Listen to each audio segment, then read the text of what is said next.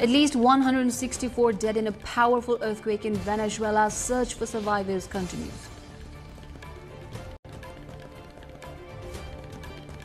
Ruling RSP finishes first round voting. Office bearers to be elected next. Bird flu outbreak hits farms near Nepal's capital. More than 40,000 chickens culled. Heat wave grips Nepal's southern plains. Temperatures soar above 40 degrees Celsius. Authorities issue health warnings. Western Europe also swelters under extreme heat wave. France records hottest day on record. And Nepal football placed under FIFA suspension. Funding in competitions froze.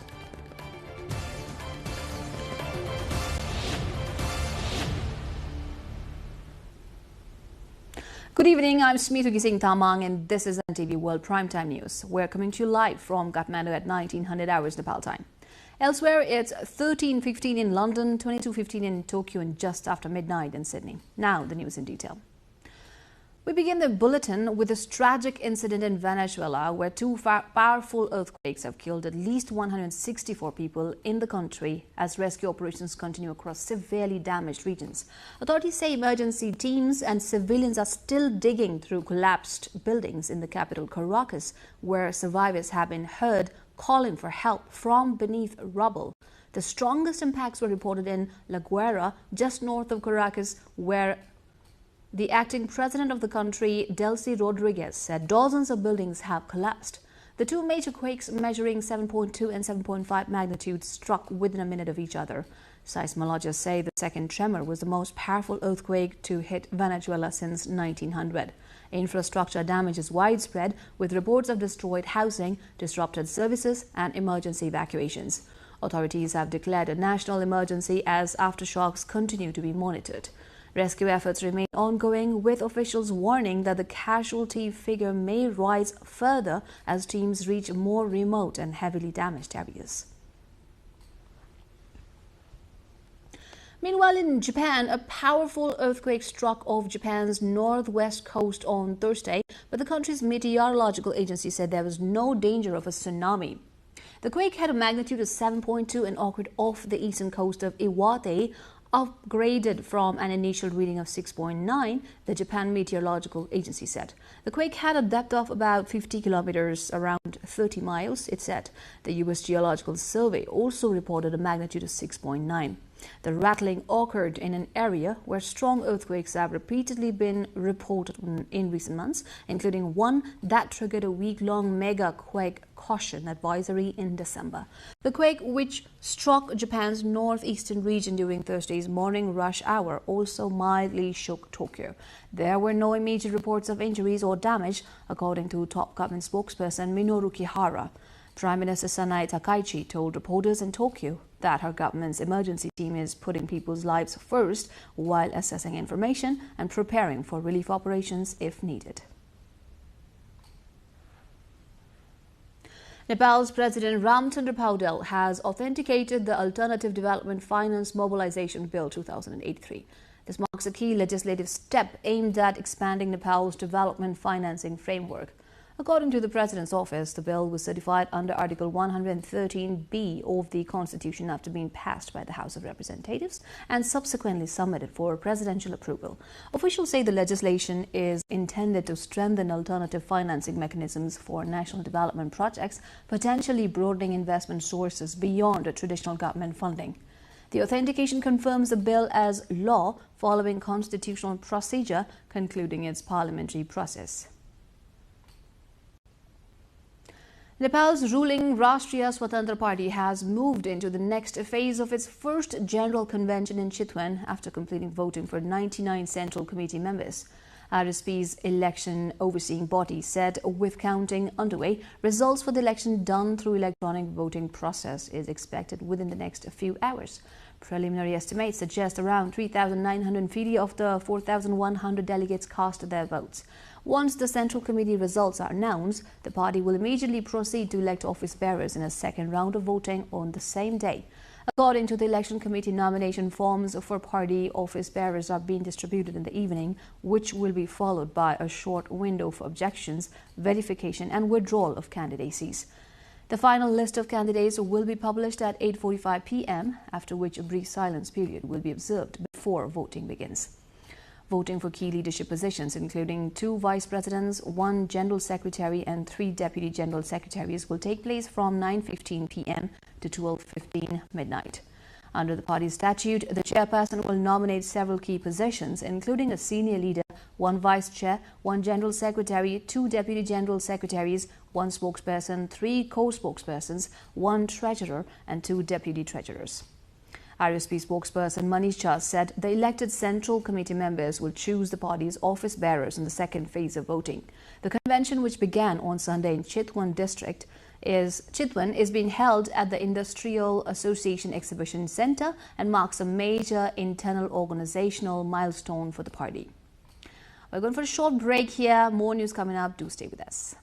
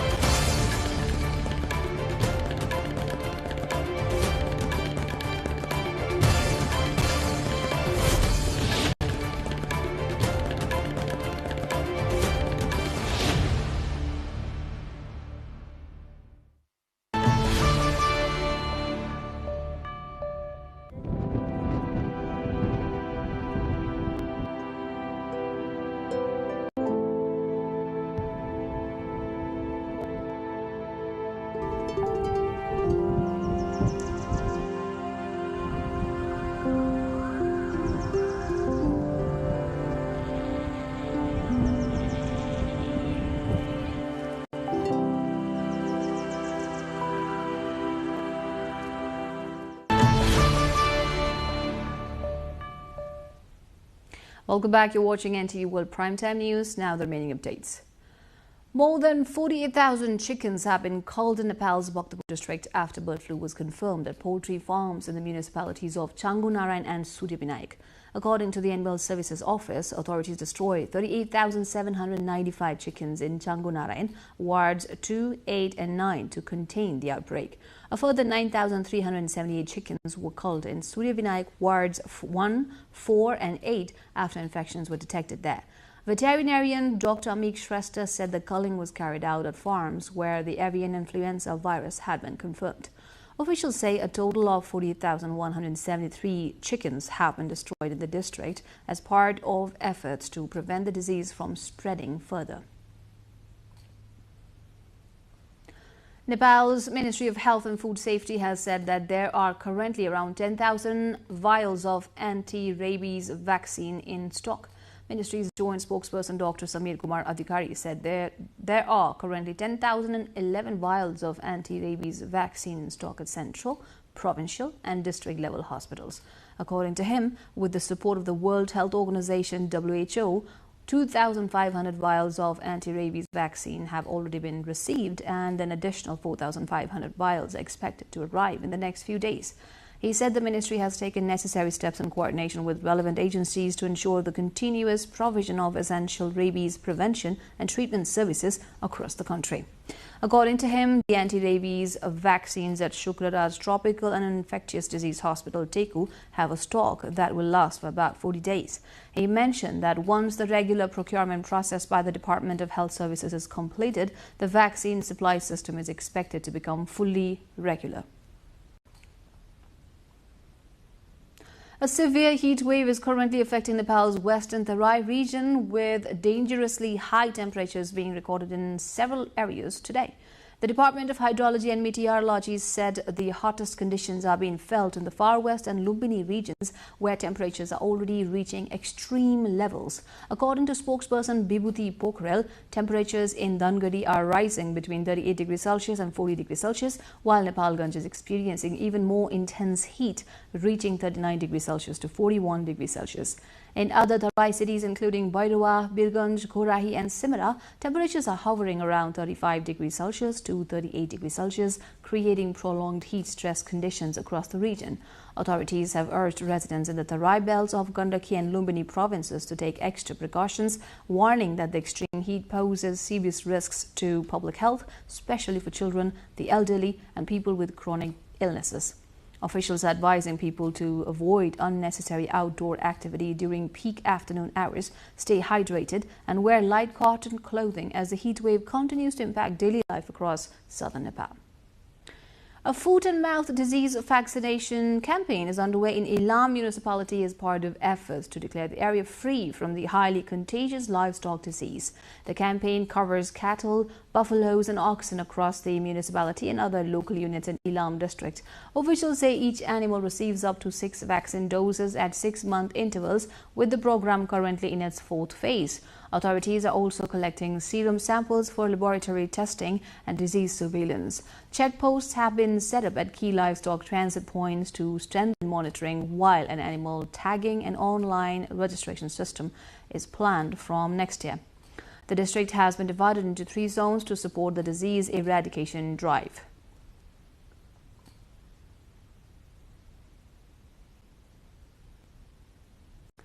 Traditional wooden household items, once an integral part of rural life, are gradually disappearing as the use of plastic, steel and silver utensils increases with modern technology. To prevent these traditional products from vanishing, 3 brothers from Dolka district have continued the age-old profession of making wooden items such as the traditional teki, wooden churning pot. Our local correspondent Mandira Thapa brings more. Continuing their ancestral occupation, 3 brothers from Dolaka are keeping alive the traditional craft of producing wooden household items.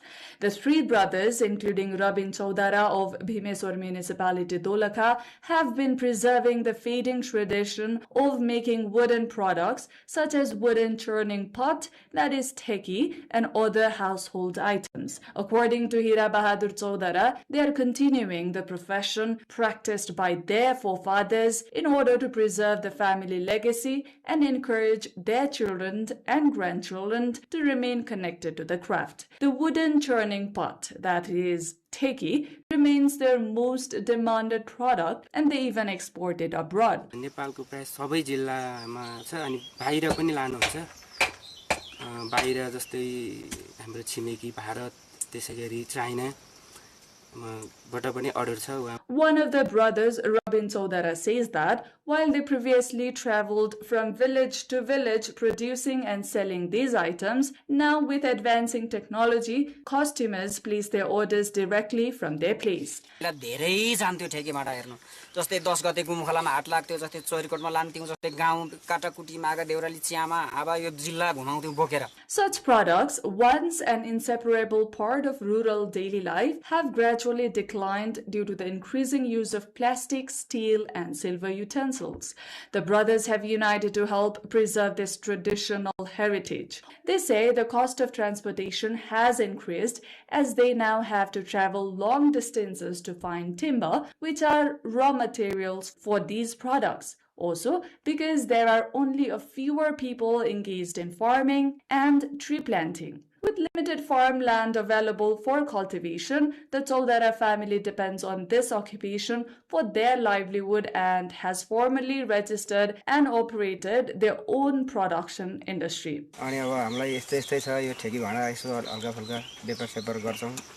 However, with people's growing interest in traditional wooden products, local authorities say they are continuing to support such skill-based enterprises. This ancestral craft not only preserves cultural heritage, but also promotes a sustainable lifestyle by encouraging the use of natural, eco-friendly alternatives to modern synthetic products. Time again for a short break. We shall see you at the other side with international updates.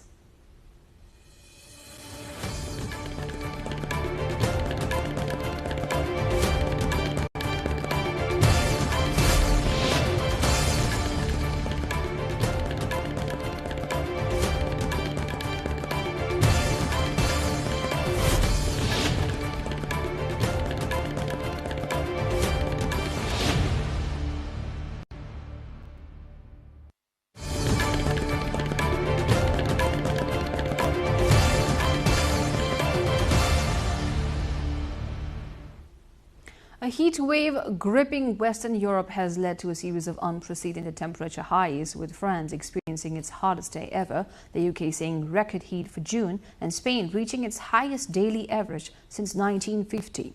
Tens of millions of people are grappling with punishing temperatures, which hit almost 41 degrees Celsius in Paris and have led to red heat alerts across swaths of the continent. France's national temperature indicator, an average of day and night temperatures across dozens of locations, hit 30 degrees Celsius on Wednesday, the hottest day since records began in 1947. More than half the country remains under a red heat alert, with tens of thousands of homes in the west without power. Climate change is driving up temperatures around the world, but particularly in Europe. It is the fastest warming continent, heating up twice as fast as the global average, according to the Copernicus Climate Service. This is causing increased summer heat waves, greater pressure on Europe's water supply, and more intense wildfires. Météo France recorded provisional maximum temperatures across France that remained relatively stable compared to the previous day. Highs ranged from 39 degrees Celsius to 43 degrees Celsius across much of western France, with 43 degrees Celsius recorded in the Poitou-Charentes Val de Loire region, slightly lower than the 44.3 degrees centigrade seen in Pissos on Tuesday. North Korea's first 5,000-ton destroyer, the Choihyun, has been deployed to the West Sea 14 months after its launch. The vessel is a key naval asset capable of carrying a strategic nuclear warhead. The largest warship has ever built, the vessel has come to symbolize Kim's drive to expand and nuclearize his navy since its maiden test run in April last year. North Korea's navy has long been overshadowed by its South Korean counterpart and by U.S. naval fleets operating in the region. Its aging fleet, most vessels were designed and built during the Soviet era, has been confined largely to coastal patrols. The Choihyun destroyer was deployed to the West Sea Fleet 14 months after it was launched for the first time in April of 2025. In May last year, a second 5,000-ton destroyer, the Kangkon, capsized during its launch from North Korea's east coast, a humiliating failure for the regime. Kim has made the nuclearization of his navy a priority, testing submarine-launched ballistic missiles, unveiling the hull of what Pyongyang described as a nuclear-powered submarine, and developing unmanned underwater vehicles that it said were capable of carrying nuclear warheads. Now, Iran's Revolutionary Guards IRGC have warned against any crossings of the Strait of Hormuz without authorization, saying vessels not complying will be dealt with, and criticizing a new route through the waterway. The future of the strait, a vital route for energy shipments that was effectively blocked by Iran during the more than 100-day war between the United States and Iran, is a key sticking point in negotiations between the sides. Tehran has said its plans to impose what it calls maritime service fees in the future as opposed to tolls, while the United States argues it is an international waterway and therefore passage should not be subject to charges. Any crossing without authorization is unacceptable and extremely dangerous, they warned in a statement. They also denounced what they said was a new route through the waterway announced by certain authorities without elaborating. U.S. Secretary of State Marco Rubio on Thursday warned that Iranian tolls on ships passing the Strait of Hormuz would spread to other waterways, risking total chaos. This comes as Tehran has said it plans to impose what it calls maritime service fees as opposed to tolls, while the U.S. argues it is an international waterway and therefore should not be charged. Rubio, on his first regional tour since the U.S. and Iran signed a memorandum of understanding to end the Middle East war, said the U.S. wants a peace deal, not at any price. International waterways do not belong to any nation state. This is a foundational principle in the world today, without which the world would be in total chaos. If in fact we accepted that you can charge money to use an international waterway because it happens to be near your territorial space, well, then this will spread throughout the world like a contagion. The top U.S. diplomat who has visited the heavily attacked UAE, Kuwait and Bahrain on his tour also gave assurances that the interests of Gulf countries would be taken into account.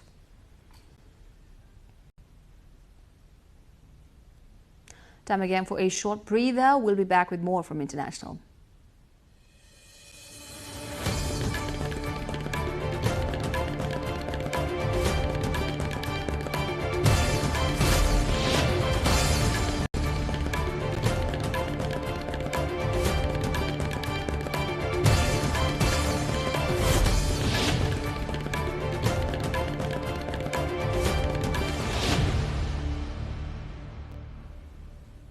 Welcome back.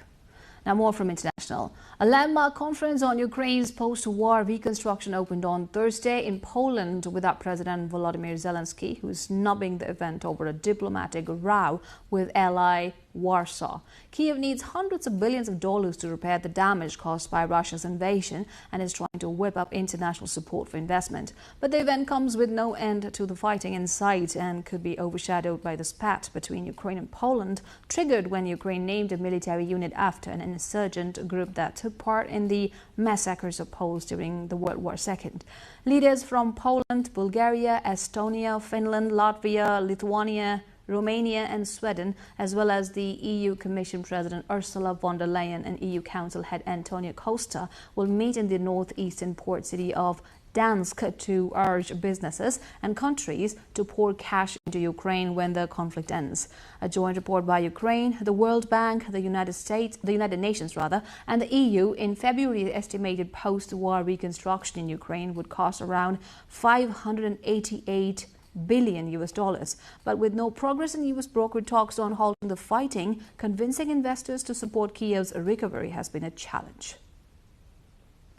Police in Kenya have sealed off key road leading into central Nairobi ahead of planned nationwide protests marking 2 years since the deadly Gen Z-led anti-government demonstrations.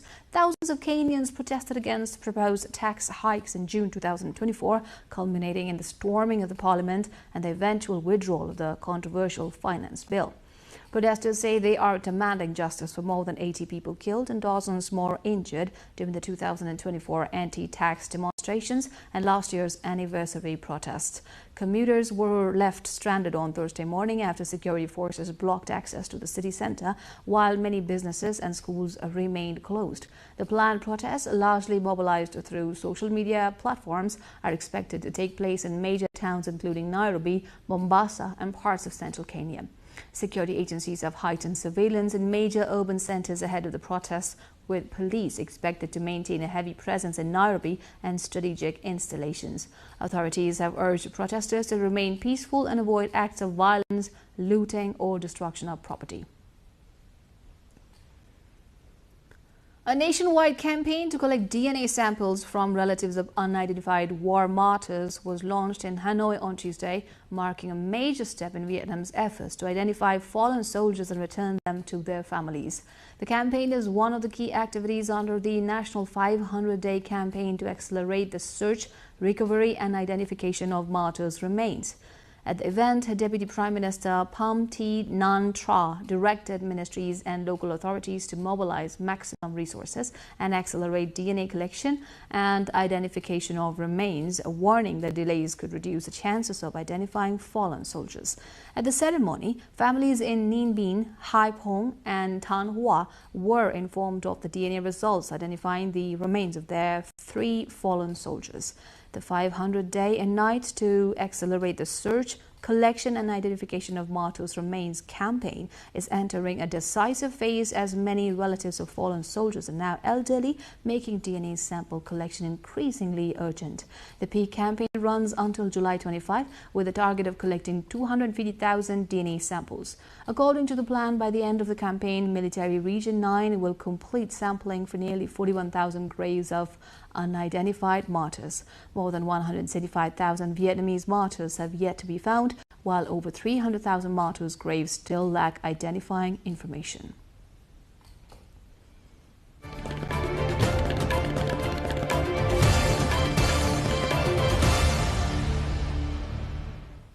Now the sports update.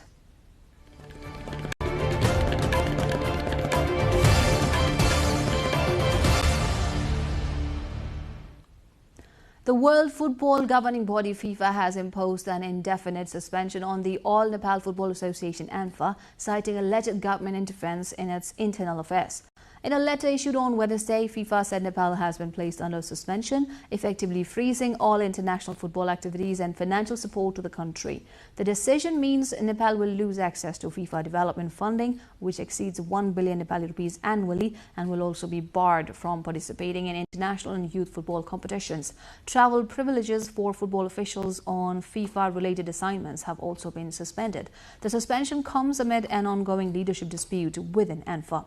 The 4-year term term of President Pankaj Bikram Nembuang's leadership ended on Asar 5, but his faction reportedly moved ahead with preparations for an early election despite directives from Nepal's National Sports Council (NSC) and court-level interventions. Earlier, the National Sports Council had imposed a temporary suspension on ANFA, later lifting it with instructions to conduct elections in phases. However, the association did not proceed with the required electoral process.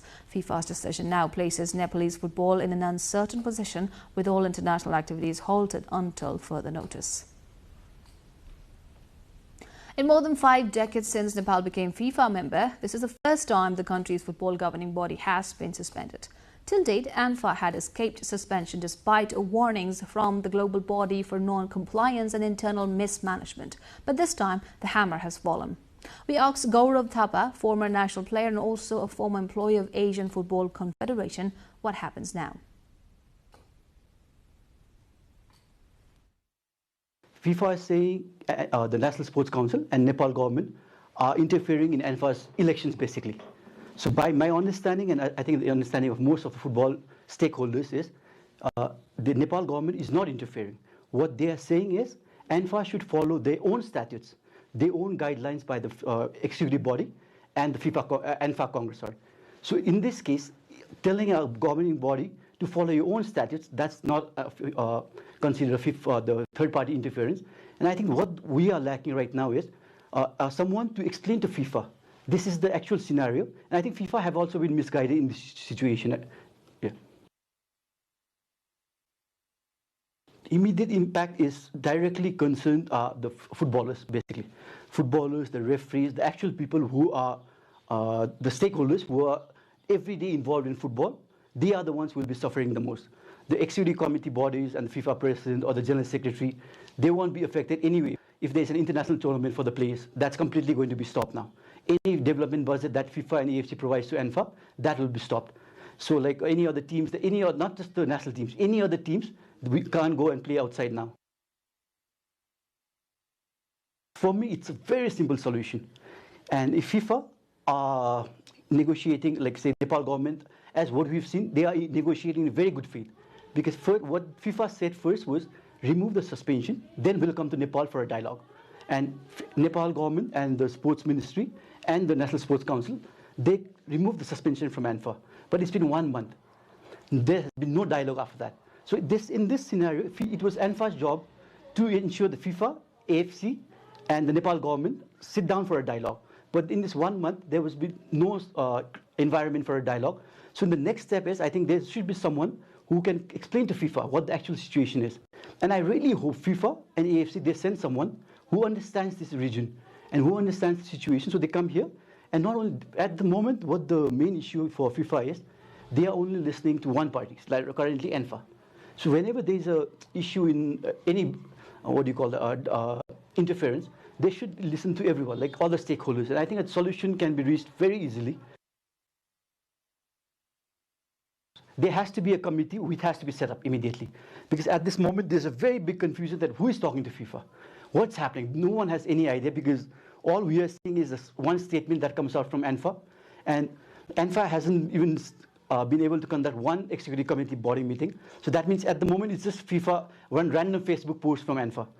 So if the committee has been established, then there's a body who understands. But in this committee, there has to be people who understand the situation, who can explain to FIFA what the actual situation is. Whenever they set up this committee, they have to keep FIFA in the loop. They have to talk to FIFA. And I know, I've heard that they are already in talks with FIFA as well. So they have to inform FIFA that we are establishing an ad hoc committee. And what they have to explain to FIFA is, this ad hoc committee is not to overtake football. This committee at the moment is to start a dialogue with FIFA and how to remove this suspension. I think if FIFA comes here tomorrow, it can be solved tomorrow itself. That's how simple this situation is.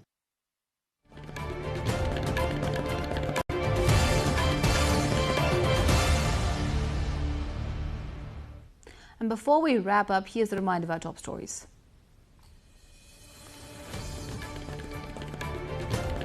At least 164 dead in a powerful earthquake in Venezuela. Search for survivors continues. Ruling RSP finishes first round voting. Office bearers to be elected next.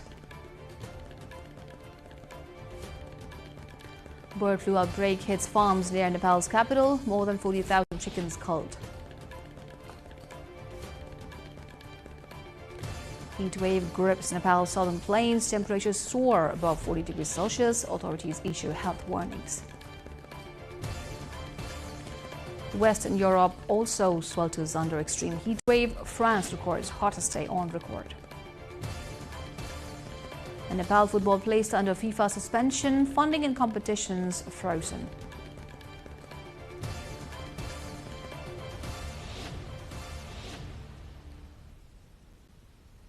And that's it for this edition of Primetime News. Our next bulletin will be at 2200 hours Nepal time. Do join us for social media and get the latest updates from our official website, nepaltelevision.com.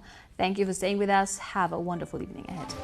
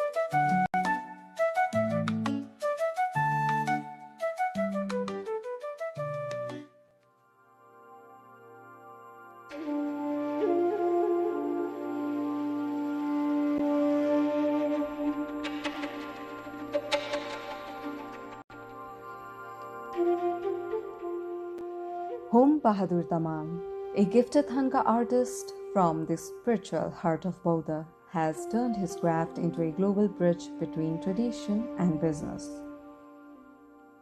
Thanga चाहिँ मैले 1976 मा सुरुवात गरेको मेरो Stitcher चाहिँ म भन्दा केलो मेरो दाइ हो साइला दाइ मेरो चाहिँ बाउपादेखि नै कलाकार हुनुहुन्थ्यो पाटन भक्तपुर छामेल दरबार स्क्वायरमा यसै पसल बेच्ने काम हुन्थ्यो अनि त्यो बेच्दा मैले यो थाङ्गा चाहिँ विदेशीले किन्दै रहेछ आफैले विदेशसँग बेच्नुपर्छ भन्ने अलिकति मनमा मलाई अलिकति सोच आयो त्यसपछि मैले 2050 सालमा यहाँ सुरु गरेँ आजभन्दा 32 वर्ष अगाडि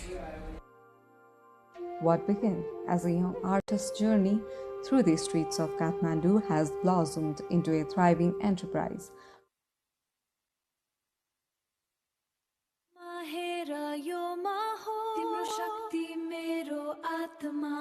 The golden light that starts to glow, the quiet peace that helps you grow. This power comes from deep inside, a rising, never-ending tide.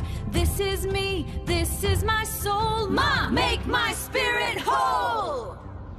Not only the female perspective as a man, हामी आफैले चाहिँ आफ्नो त्यो एउटा चाहिँ त्यो एउटा चाहिँ म भन्ने शक्ति एउटा चाहिँ हामीले आफैले बुझेर त्यो मनन गरेर चाहिँ काम गर्नुपर्छ जस्तो लाग्छ. Her works more says about the inner emotions and psychological world of the woman through a lot of imagery and a symbol like a third eye. Pain has to support art, otherwise art is not seen and known by others. It feels like women are the universe and they are the ones who creates, and without them this universe is empty.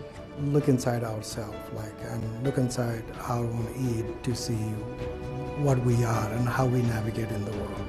नयाँ palette पनि आएको छ उहाँको very light biscuit color जस्तैमा with very minimalistic lines. Ma has always been so close. Like this exhibition is also like a reflection for me. मनको दियोलाई चाहिँ बालिराख्नुपर्छ.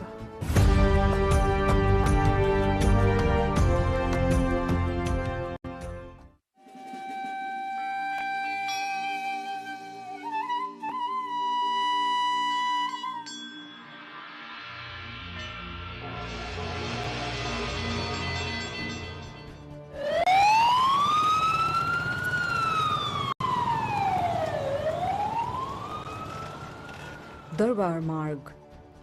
It is the pulse of our city, loud, fast, and constantly moving. But just a few steps away, behind these doors at 108 Art Gallery, the world changes. The noise of the street fades into a profound golden silence.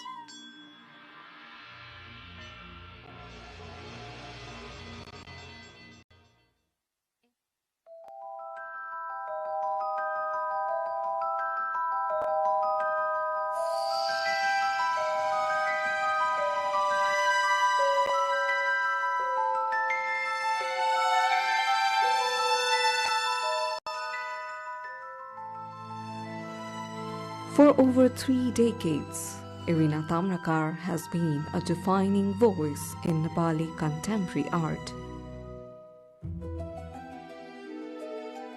Known globally for her Third Eye series, she now pivots inward. Welcome to Creative Forum. Today we explore Ma, myself, that me within us.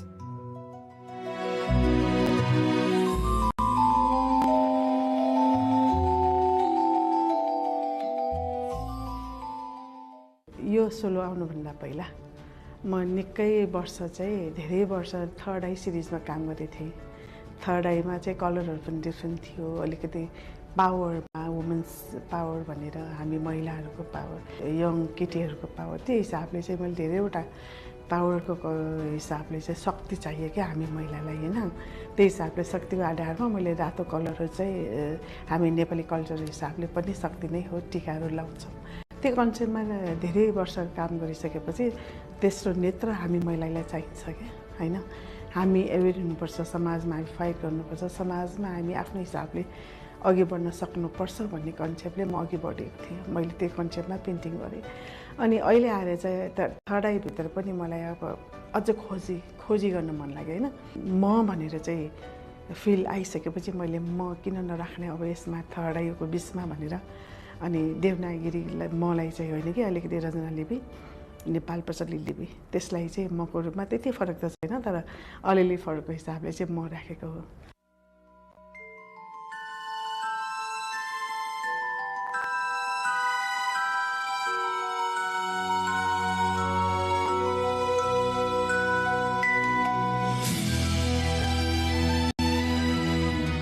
Well, I'm very impressed. That way I'm quite familiar with the art of Irina. She's been long familiar to me as an artist. Now, since she was struggling to establish herself, I knew her. Now, she's well established now. I feel very proud on her progress. In modern version of art, what is needed to explore, continually explore more and more. It must speak your mind. So that's what she's been doing for a long time. Whereas others do choose different motives and different kinds of things for your expression, visual expression, smooth your impulses. But unlike others, Irina has chosen only one particular theme, one motive for a long time. That is a woman face. Maybe she's trying to see herself in a mirror. And this is very unique. Let me tell you very frankly, this is very unique. Now I thought, how could one explore on one particular motive for a long, long time? But she did well.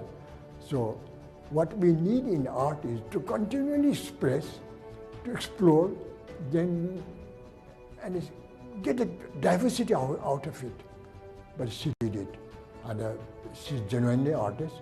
I feel like when I see the works, I feel like her works more says about the inner emotions and psychological world of the woman through a lot of imagery and a symbol like a third eye, and also through more about her very personal visual language. So I do see these things, and it's more about woman's resilience that I see in her works.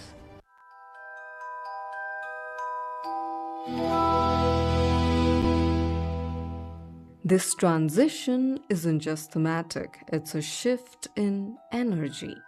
If you dive deeply on her works, you'll notice the dots and the aesthetic parts of her work and the colors she plays with, along with the motifs of women. They all are very attractive. At the same time, she gives the message that women are powerful, women have the courage, women have the strength to do whatever they need to do. And moreover, she focuses on the feminine aspect as a universe. Like if you focus on a painting, there are so many dots, right? So those each, if you stand still and look at her work for some time, you will feel those dots are the universe. And the female she paints on the canvas, it feels like women are the universe and they are the ones who creates, and without them this universe is empty. हेर्दाखेरि looks bubble तर त्यो light हो के हामीले लाइटलाई परको लाइटलाई हेर्यो भने अलि blood हुन्छ नि धमिलो किसिमले शार्प देखिन्न त्यो लाइटको सिम्बल चाहिँ त्यही हो अनि किन यसरी भयो भन्दाखेरि मलाई देखाउनु छ कि हामी कोही पनि सबैजनाले चाहिँ मनको दियोलाई चाहिँ बालिराख्नुपर्छ हैन मनमा नदेखिने बत्ती त देखिन्न मनको बत्ती त्यसमा धागो पनि देखिन्न तेल पनि देखिन्न त्यसैले हामीले चाहिँ के गर्नुपर्छ भन्दा मनको दियो बालिराख्नलाई हामीले तेल थपिरहनु पर्यो धागो चाहिँ थपिरहनु पर्यो सारिरहनु पर्यो भन्ने कन्सेप्टले चाहिँ अब त्यो चिजलाई कसरी देखाउने हैन त्यो कन्सेप्टले चाहिँ मैले अनि त्यो बत्तीलाई सिम्बोलिक गरेर त्यो बत्ती भनेको मनको बत्ती हो है आँखा चिम्लिरहेछ नि हैन खोलि पनि रहेछ त्यो मनको बत्ती चाहिँ यसरी बत्ती भनेर देखाउन खोजेको मेरो कन्सेप्टमा चाहिँ अब हरेक किसिमबाट त्यो तल माथि तल हैन उठेको जस्तो बबल्स कलरफुल बबल्स जस्तो त्यो चाहिँ त्यसरी देखाउन खोजे अब ठ्याक्कै देखायो भने पनि पेन्टिङमा टेक्निकली नमिल्न सक्छ नि त कसरी उज्यालो बनाउने भन्ने कुरा हुन्छ अनि यो चाहिँ अलिकति फ्यान्टेसीसँग पनि कनेक्टेड गरिकन One painting that really struck me was a painting of Mother Earth, where Erina ji has portrayed Mother Earth in a form of a Nepali lady with the elements of earth, like fish, animals, forest, but we cannot see the actual eyes or the features of human feature, but it still gives the vibe of the earthy feeling that that the painting is trying to show. So that is, I think, very interesting of Erina ji to actually give to actually portray Mother Earth in form of her own style.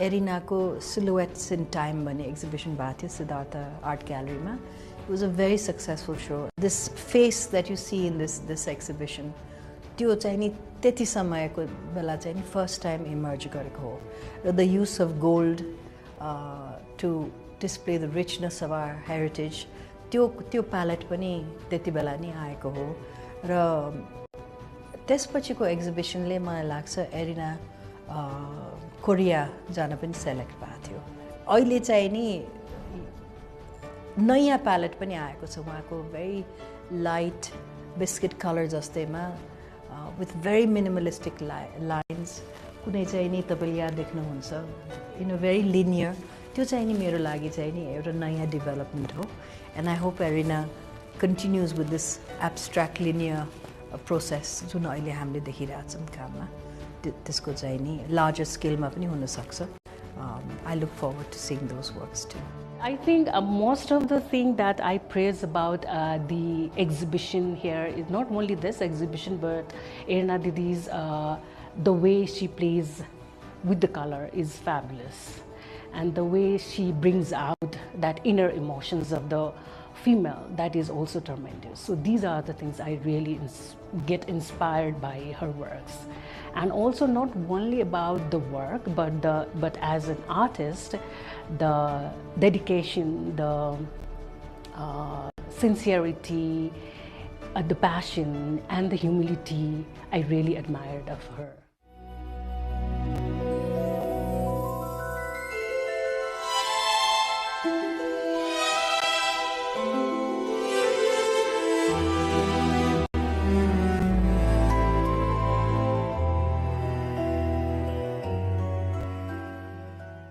So more, it's a ego, right, or id. So I think when the way we navigate the world is by measuring with our own body, with our own sense of self, right? So that sense of self, that identity is ma, right? So that's how we express I in English, or ma in Nepali. But when an individual says ma, that might be in relationship to what is happening at the immediate movement. But when an artist is talking, for example, Irina's work, I think she's talking more than just the sense of herself. She might be speaking to the nature of womanhood and the women's roles in the society. So it's when I look at this work, I think I see it as a collective more, as a 50% of the population in the society, not just Irina. This is me, this is my soul. Ma, make my spirit whole.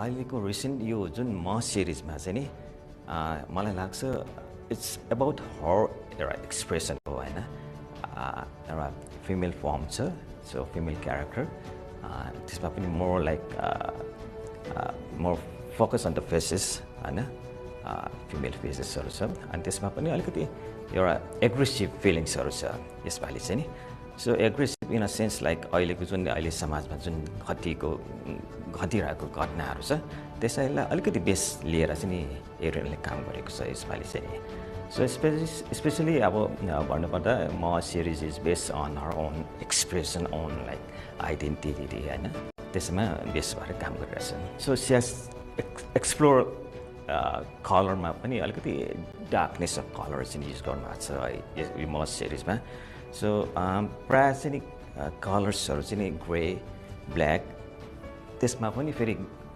Golden colour चाहिँ mix गर्नुभएको छ that's a very strong colour चाहिँ मलाई लाग्छ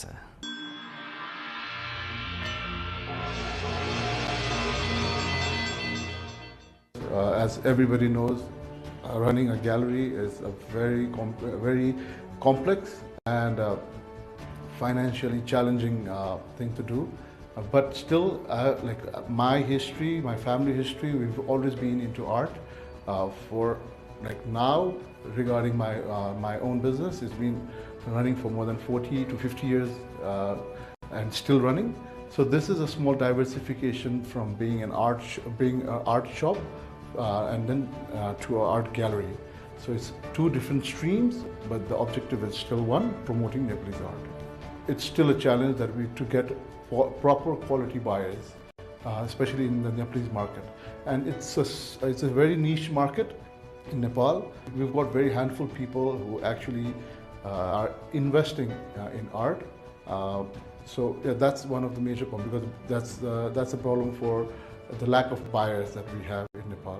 Giving artists the space that they require to show their artwork.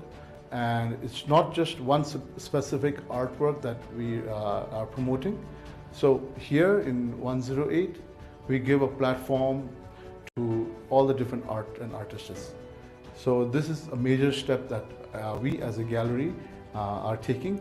And we are also trying to promote artist merchandise, where the buyer can actually have the essence of the original artwork, but in a cheaper form, whether it be prints. Like we've tried a couple of things like making puzzles out of the original artwork, where we pay good royalty to the artist. And then gallery, we've got our certain commission, and then the buyer also gets a genuine piece in return.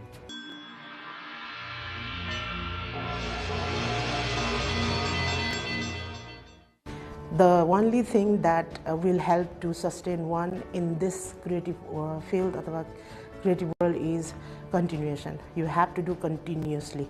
You shouldn't be stopping, right? To take rest is okay, but completely shut down is not okay. So that's the key point: continuation, the passion for it, and no matter what there is, we all are struggling in our own ways. And if you are a woman, then you have to struggle twice, right?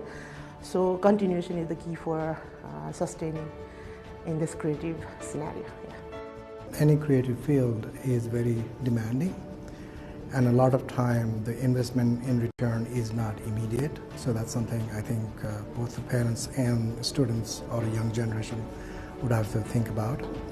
And they have to have a plan to support their creative practice until the creative practice can support them. And then look for opportunities not just in Nepal and also outside. Build network, be professional. When they commit to something, they should commit to that and show up, like, you know. So I think the being professional and understanding and having a plan, not just one plan, but the plan one, plan A, plan B, plan C, would be helpful for them. But I think there are a lot more opportunity nowadays, and I wouldn't necessarily be pessimistic about it. So, but they have to be clear about what their goals are. But this me is also a response to the external world. Your contemporary समकालीन work is like this हैन, किनभने हामीले एउटा बनाउँछौँ, तपाईले अर्कै fill गर्नुहुन्छ, अर्को व्यक्तिले अर्कै गर्नुहुन्छ। जसले हेर्नुहुन्छ उहाँहरूले आफ्नै किसिमले मनन गर्न पाउनु, यो नै विशेष हो, स्पेसियालिटी भन्छ नि। हामी सबैले आफूलाई राम्रोसँग आफूभित्र मभित्रको मलाई एकचोटि मनन गरिकन राम्रोसित आफूलाई चिन्नुभयो भने, चिन्न पायो भने, मेरै पेन्टिङको मेरै मबाट तपाईले पनि आफूलाई खोज्न देख्नुभयो भने, मेरो त्यसमा चाहिँ तपाईले सोच्नुभयो भने मैले बनाएको मसँग कनेक्ट हुनुभयो जस्तो मलाई लाग्छ, कनेक्ट हुनुहुन्छ कि जस्तो नि मलाई लाग्छ, र आफूलाई राम्रोसँग सजिलो किसिमबाट अघि बढ्न सक्छ जिन्दगीमा भन्ने जस्तो लाग्छ। त्यही खोज्नुहोस् भन्न चाहन्छु।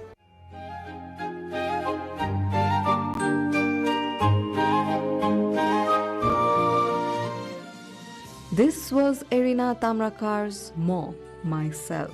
We hope you were near to finding that more in you from today's episode of Creative Forum.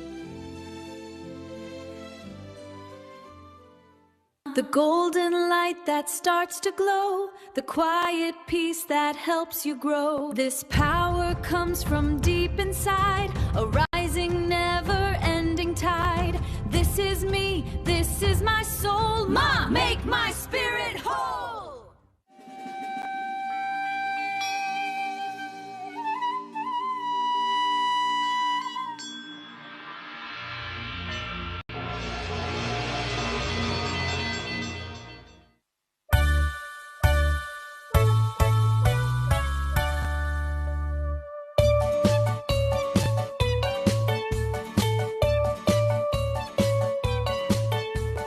When it's a sunny day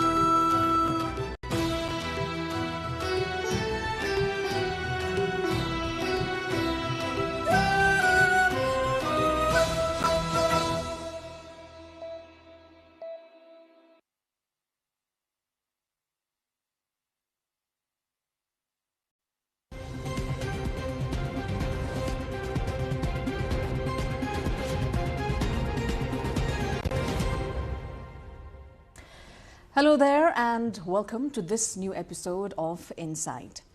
Today we're diving into a question that affects millions of people. Does technology actually help developing countries, or does it just make inequality worse?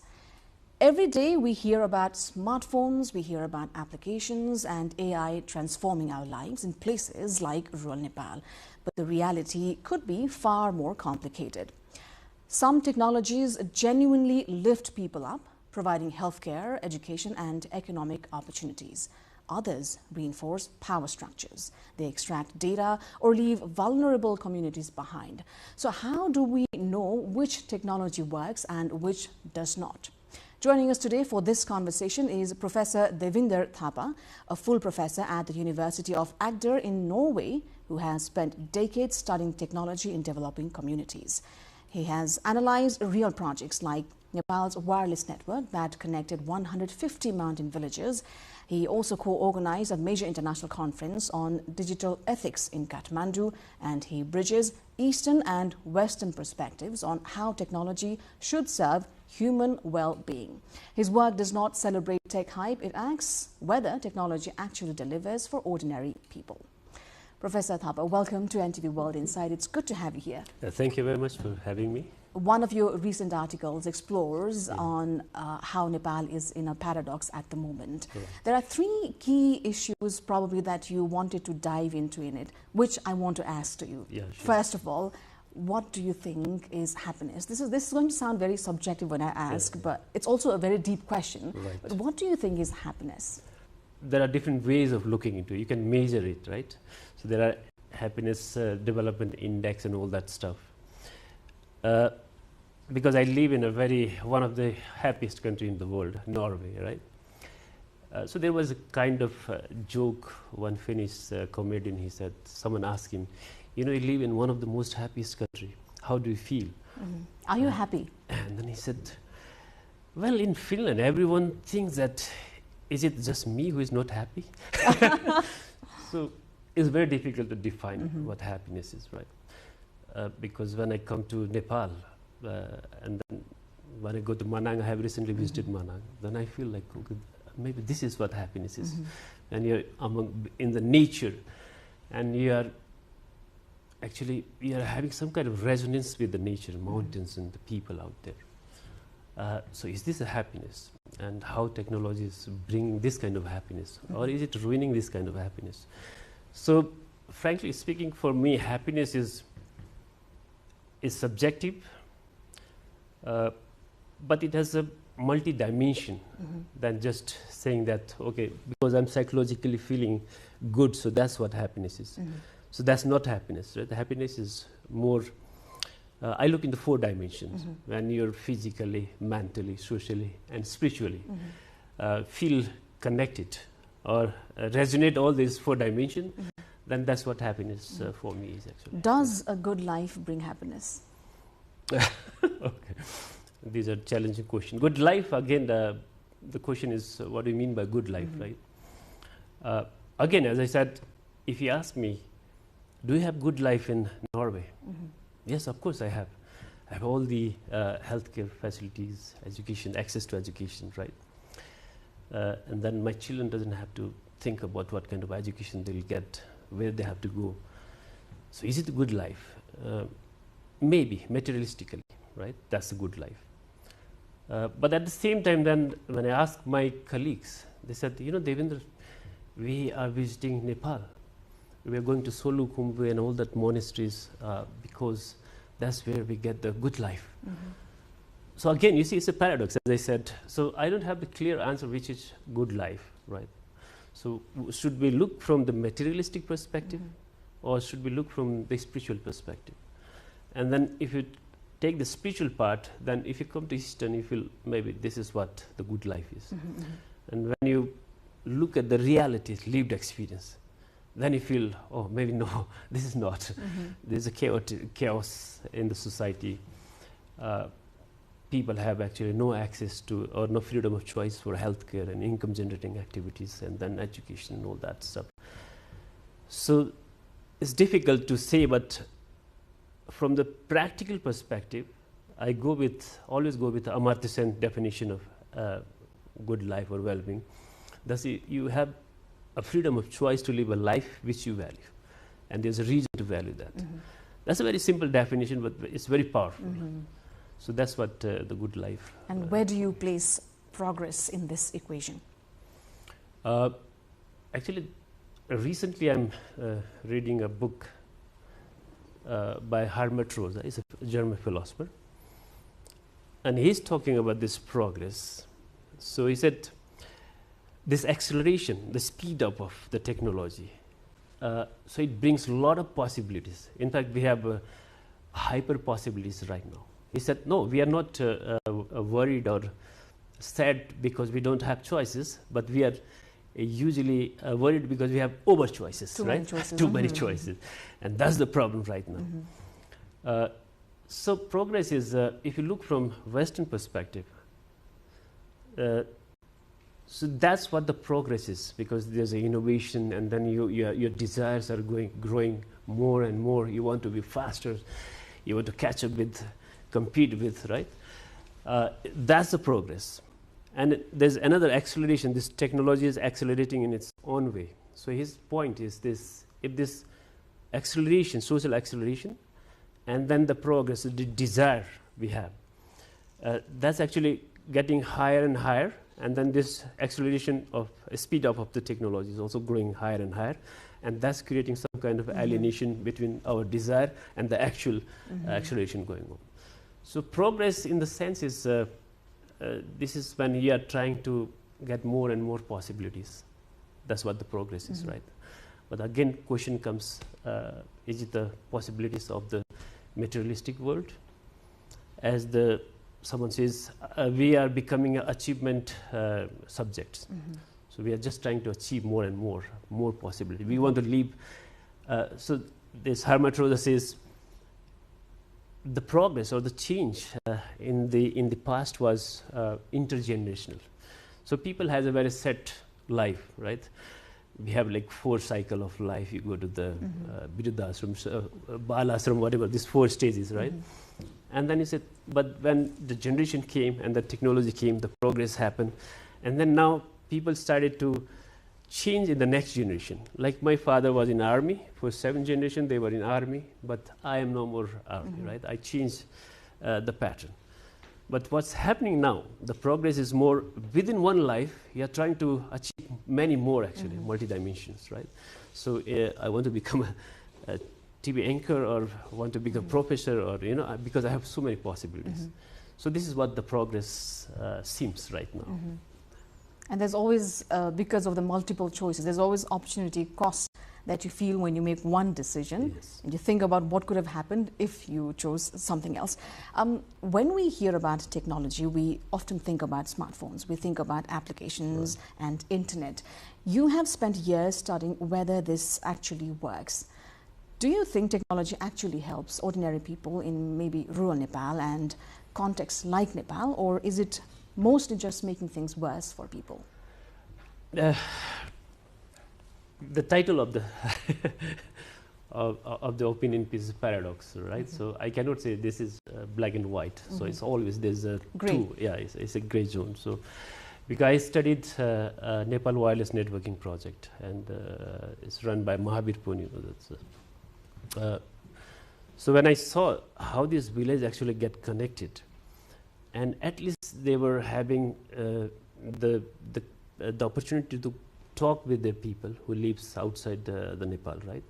That was a progress, because before that they used to send a letter, and it used to take 6 or 8 months just to get the letter from the relatives, right? But now after introduction of the internet or the VoIP, they could talk, right? And then they slowly started sending emails, and then what the project actually started to do is, because Mahavir Pun said it's very difficult to bring doctors in these remote places. So what we can do is we can use the telecenters, so that you can bring these doctors from urban places through video conferences to the village, right? Same with the education. When you don't have books and textbooks, it takes a long time. But if you have online availability of this kind of textbooks, then it's very easy access for the students as well. That's what I'm talking about, the possibilities. And they're actually actualizing this, right? But at the same time, the question comes because one of the doctor who was working in this telemedicine, he said, Devinder, okay, it sounds very romantic when you talk about these projects, but you know, still people, young people are actually migrating towards urban areas or going towards the abroad. And I said, what about this technology? He said, because it doesn't create the income generating activities. For that you need broader infrastructures, right? And the policy from the central government level policies and all that are not very conducive. So just introducing technology it helped improve the quality of life, perhaps, but did not generate opportunities to sustain them. Yeah, to make it more sustainable, we need to do a lot more than just introducing the technology out there. And what do you mean when you say more? I mean, then you need the support from the government level, right? Because, okay, I don't want to criticize the government because I think they are doing good.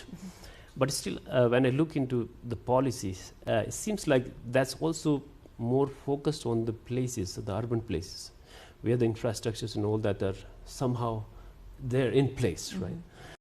But I visited Manang and then Lumbini states, and then I saw like, oh, they don't have very basic infrastructures to get connected to this technology and all that stuff, right? So until and unless we really reach this grounded level people through this technology, infrastructures and then skill development, then it's a bit challenging to get. And this is from your observation from the recent trip? Recent trip as well as my research, early research. And all that. Since Mahabir Puno is at the helm of the Ministry of Science, Technology and Innovation, does it make you feel hopeful? I feel happy. Happy for him? Or happy for him, but I'm still skeptic about the resources and the implementation, because just having policies. I live in Norway, as I said, right? The country like Norway, who has so much resources, right? We are so advanced in technology, but we are still struggling how to actually bring this technology to the people who really need it, right? How to introduce this AI pedagogy in the education system. We are struggling. We have still no idea what kind of policies we need, how to implement. So when I look from that perspective, that makes me a bit skeptic. I mean, how do we actually learn about those ground realities, how it comes to the policy, how it will be implemented, monitored, and then how it will become sustained. So do we have enough resources? Do we have strong implementation projects and all that in place? So that's, so I'm worried. I'm not negative. In many of the themes that we discuss, resource has always been one of the biggest constraints. How do we go about making sure that we at least try and collect the required resources? It's always been a constraint. It's like a never-ending loop. No, then we have to look from the more broader ecosystem approach. What resources we have, right? We have a lot of, I was in Manang and they said, oh, we have this kind of herbs in these places, right? Yasha Gumba was one of them, and then they have many other cannabis and all that. And tourism is one of the best thing, right? So the idea is, there's a model that says you need actually social capital, human capital, financial capital, right? And then one capital can complement others, right? If I don't have money, but if I have a social capital, so if I don't have money to pay the patao because I have a social capital, I can ask Sarah, can you pay for this taxi? You know, that's how it complements the social capital, right? So the idea is how we actually bring all this other capital and then make a condition that help us to extend those capitals or the possibilities so that we can complement these financial things, right? That's very important. And for that, we need to bring these ground level people in confidence. And if we will not bring those in confidence, then it will be challenging. If we say that I will do everything and then I will collect the money from here, that's not going to work, I think. Do you see that happening right now? So there's a village in Lamjung, and then it's very near to the Ghalegao. That's a smart village, right? So if you go to the Ghalegao, the people are so contented. I don't know about the happiness and all that, but they look very contented. They said, no, our people don't go to foreign countries. In fact, they come back, and then and I said, but you said smart, so you are using a lot of technologies, and they start giggling, right? And no, we don't know how to use this, but we are smart because government says it's a namuna gaon.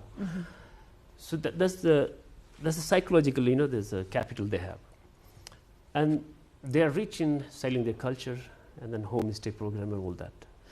But this Bhalamchor is very close to this village, and then what they said is, usually people come from outside and then take the land in the lease for 5 years, and then what they do is they just run away, and then even we cannot cultivate our own land, so we need our ownership. So this ownership is missing. So until and unless the villager get the ownership, this is not going to work. That's what I think missing in the bigger picture. So how we make these ground level people that yes, I also own this, and then I have to work on this one. So I think that's somewhere we need to work on. It's not been very long that the new government, young parliament, took over charge. But in your observation so far, in these many months, do you think they are getting it right, heading to the right direction perhaps? Well, I love these young people, right? I see them as, when there are new PhD students under my supervision, and I see them a lot of intention to actually get this degree, and then they want to do it immediately, and they want to get tips and tricks how to write this paper and all that. And then gradually they learn that this is not how it's going to work. We need to follow some process. We need to actually go through real process, rigor, serious pain and all that. And then after 1 and 2 years, they look a little bit, okay, this is not that. Sounds like energy alone is not enough. Not enough. So you can have intention, you can have energy, but if you are not following the proper process, the strategy, there's a limited time in PhD as well, right? You have 3 years.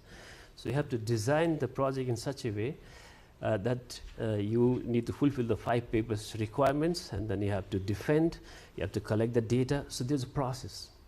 And if you don't have this process, you said, oh, I'll just use ChatGPT and write, it's not going to work. So I'm just using an analogy. So I like their intention, and then I think they really wanted to bring the change, and we should support them. I can give all my knowledge they like to.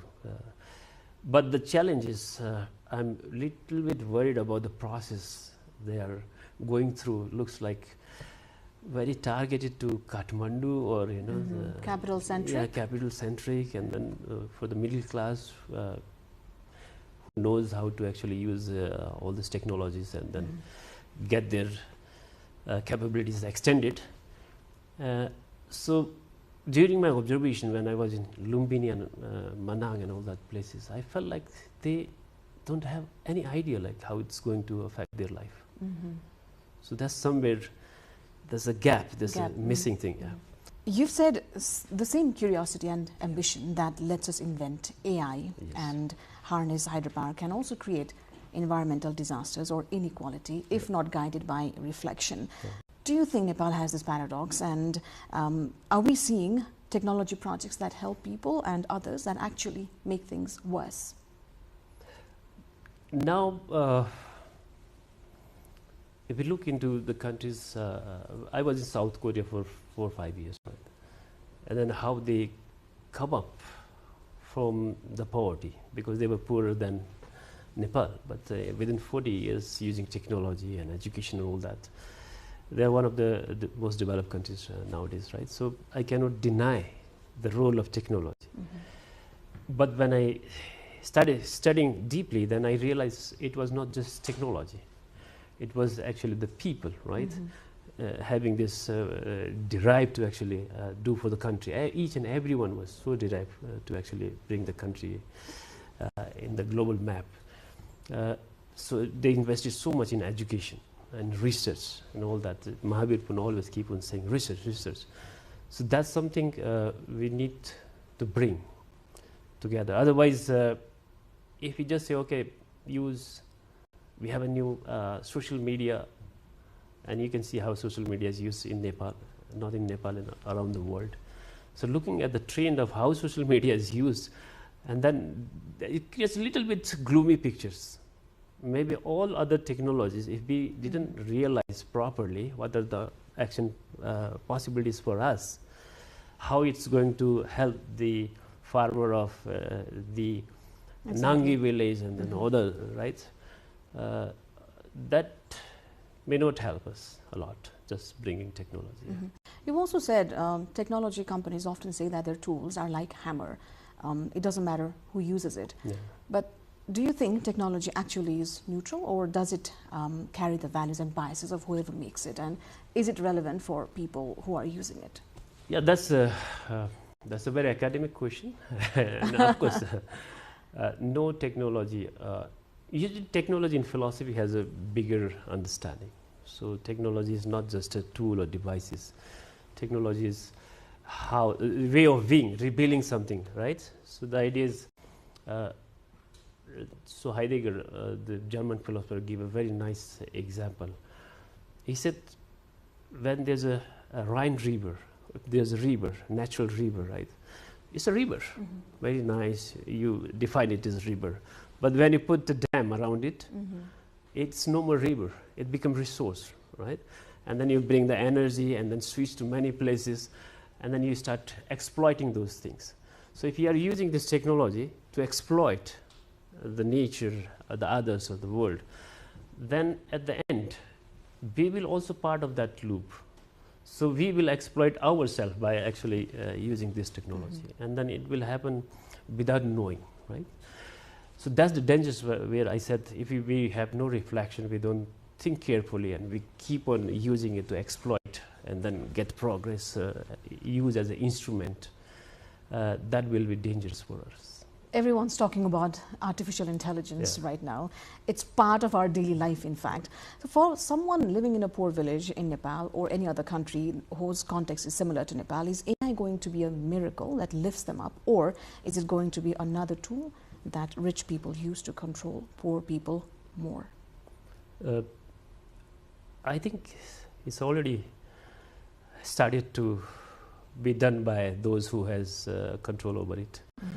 Those who are handling these big vendors, you can say that, they're already controlling. So we feel like we are not controlled, but sometimes I feel like I'm very controlled. What are the dangers of it then? Danger is that because we feel, I will go back to the acceleration part, the speed up, right?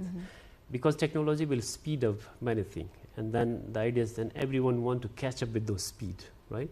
So when you want to catch up with those speed, you will not be very thoughtful, right? You will not think critically. Your whole idea is to how to actually adapt, and then actually go with them. So what we lose is the way of critical thinking, right? We will just become instrument, and we become instrument of the technology, right? So that's the danger. And then who is controlling? And then this big player, okay? They said, oh, we have this Facebook so that you can connect with your relatives and friends and all that, right? So there will be social capital, social network, but we know that it doesn't work in that way, right? It's become there's a term called surveillance capitalism. So what's happening is we are just providing free data and everything, micro-label information to all these vendors, and then they're extracting those and then exploiting us. It's already happening. So the future is just future is already here. To talk about the cognition part that you mentioned when you address this AI question, we've had guests who work in AI field itself. One of the questions that I asked was, does relying too much on AI reduce our metacognition? And the answer was, it does not, because when we use AI, certain other part of our brain is in function, and there are no risks. What would you say to it? Again, because there is no clear evidence, right? Neither from the AI experts nor from the psychologists. So psychologists will say, oh, they conducted an experiment in MIT and they figure out those students who are using AI for writing essays and those who are not using. They are using more, they are having more critical thinking, right, than the one who are using AI for assistance. They need help all the time, support. So it definitely affects our cognitive process. It's something of a concern when our children in schools and colleges are relying heavily on submitting their assignments through AI. Yes. But at the same time, the challenge is, I cannot say don't use it, right? Because it has a lot of benefits as well. But only when you use it as a tool. And the advantage for us is because we came from a kind of Stone Age, right? When there was no AI, nothing, even this computer. We are digital migrants. So for us, when you have deep understanding of something and then you can use these tools to go deeper into that one. So it's a very good tool for that, right? But if you don't want to go deep and then you want to be very superficial, at that time it's a bit dangerous for children or whoever. And what would you suggest governments do in order to avoid AI from going wrong? It's very difficult because AI is not something in our control. It's not like this is AI and then let's control it, right? Even those who are developing this AI, they have no idea how it's going to function, but because it gets into multiple networking systems, right? When it come into multiple networks, and you don't know what kind of consequences will it happen, right? So we have no idea. So not controlling, but of course regulating and then creating awareness from the school level and the kids. And then I heard in Australia or somewhere they don't allow students actually to use smartphones or AIs. In Norway, we are going more towards oral exam. You know, the pedagogy is changing, more face-to-face education systems and all that. So those are the things we can do to little bit slow down.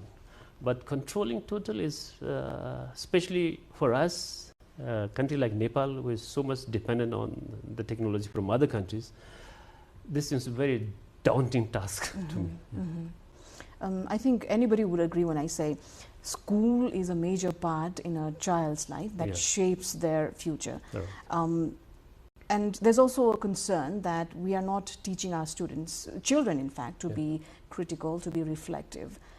Do you think so? And how do we promote this kind of exercise of being reflective and analytical and critical? Yeah, actually, when I was in Bhutol, so I went to one college and then I was talking to the students, and the teacher said, you know, when we actually teach the students, they never talk in the classroom, but they are talking with you and then they are expressing with you.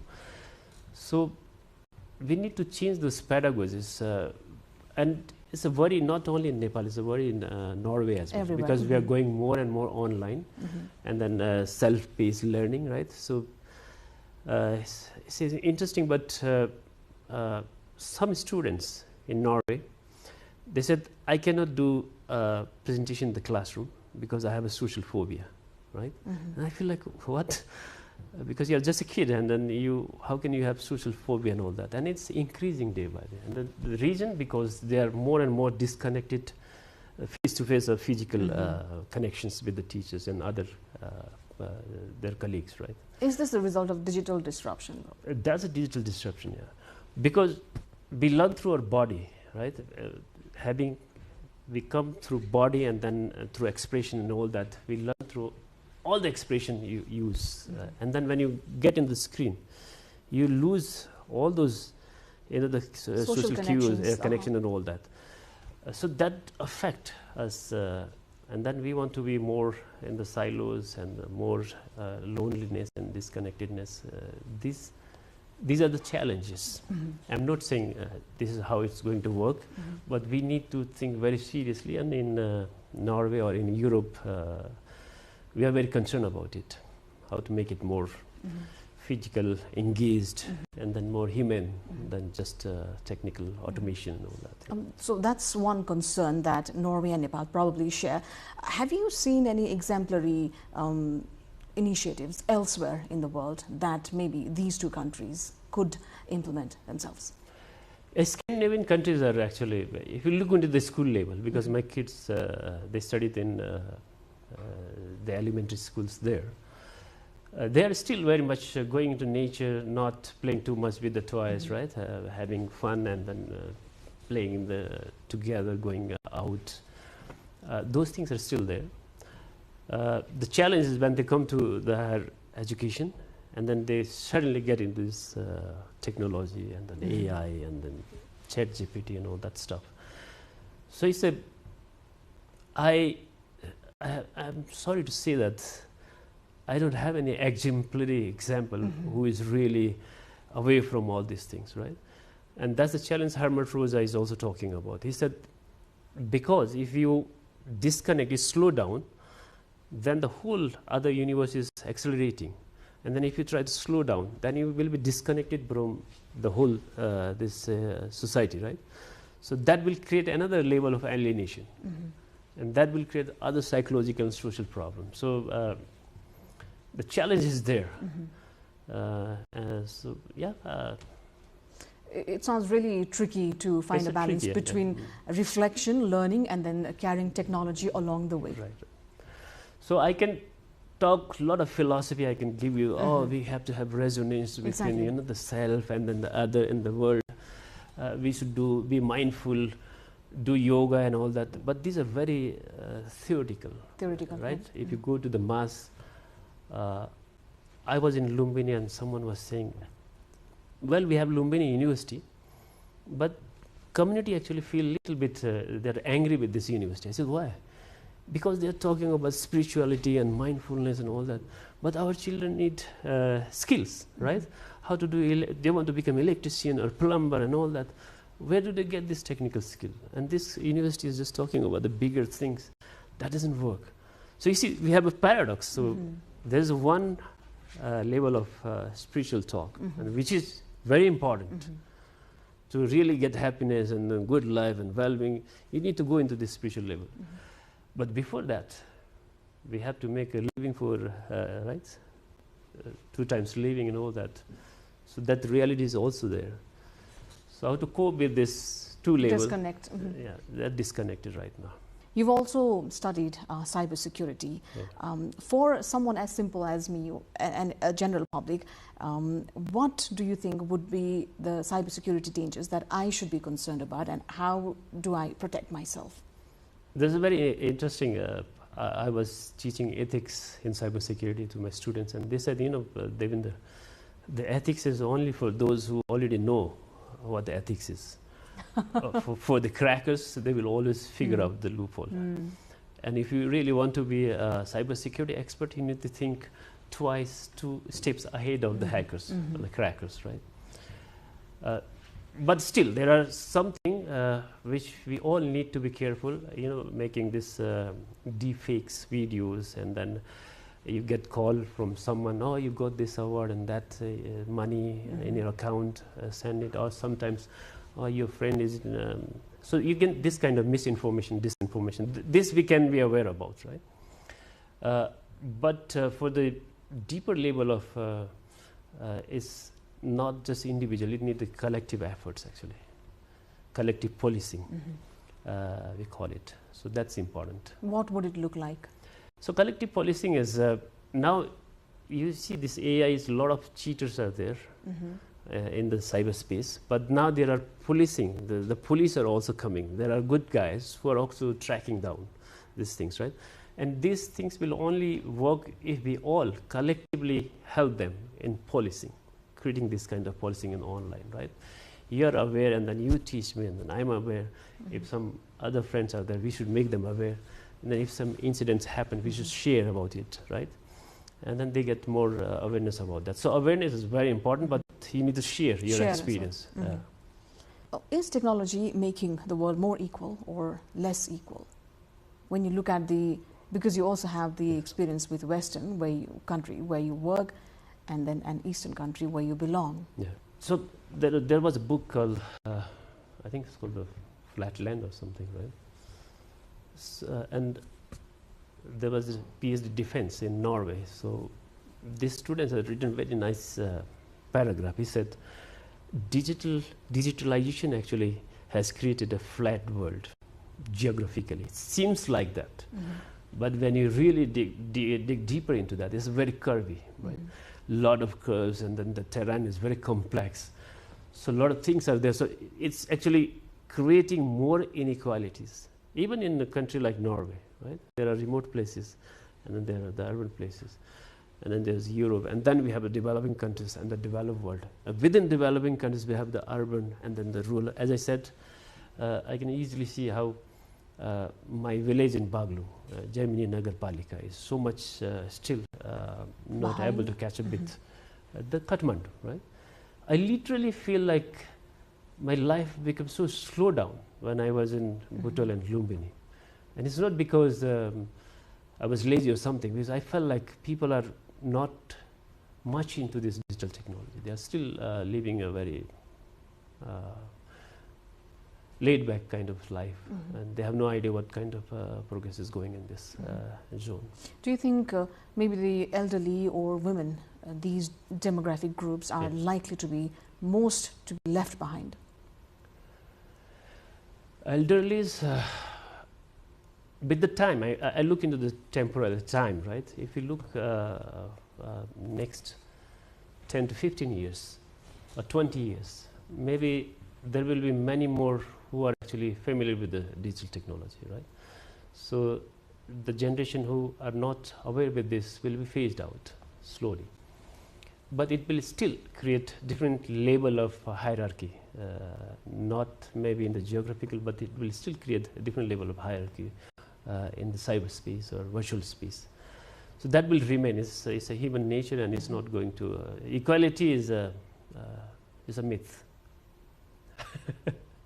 Yeah, it may make more inclusive, but equality. It may try to be more inclusive. Yeah, more inclusive. I'm not porting the gloomy pictures, right? I'm bringing all this negativity so that we need to think carefully. It's not just positive thing. We have to think carefully, critically. These things are coming up, and then how should we make us ready for that? And it's not just you and me are ready. We have to make ready to our children, right? The kids coming up. How should we make them actually ready for that world? That's the one thing we should do, and we have to do that. What would you say would be one mistake that Nepal should absolutely avoid in its technology development? Yeah, if we introduce the technology for the sake of technology without thinking technology for what, for whom, and why, then it will be very dangerous. Then it will turn us more and more into standing reserve. I mean, we will become object of the technology, and then slave, we can see that. So technology become masters, we become slave, more dependent on other countries. So we need to be careful with that.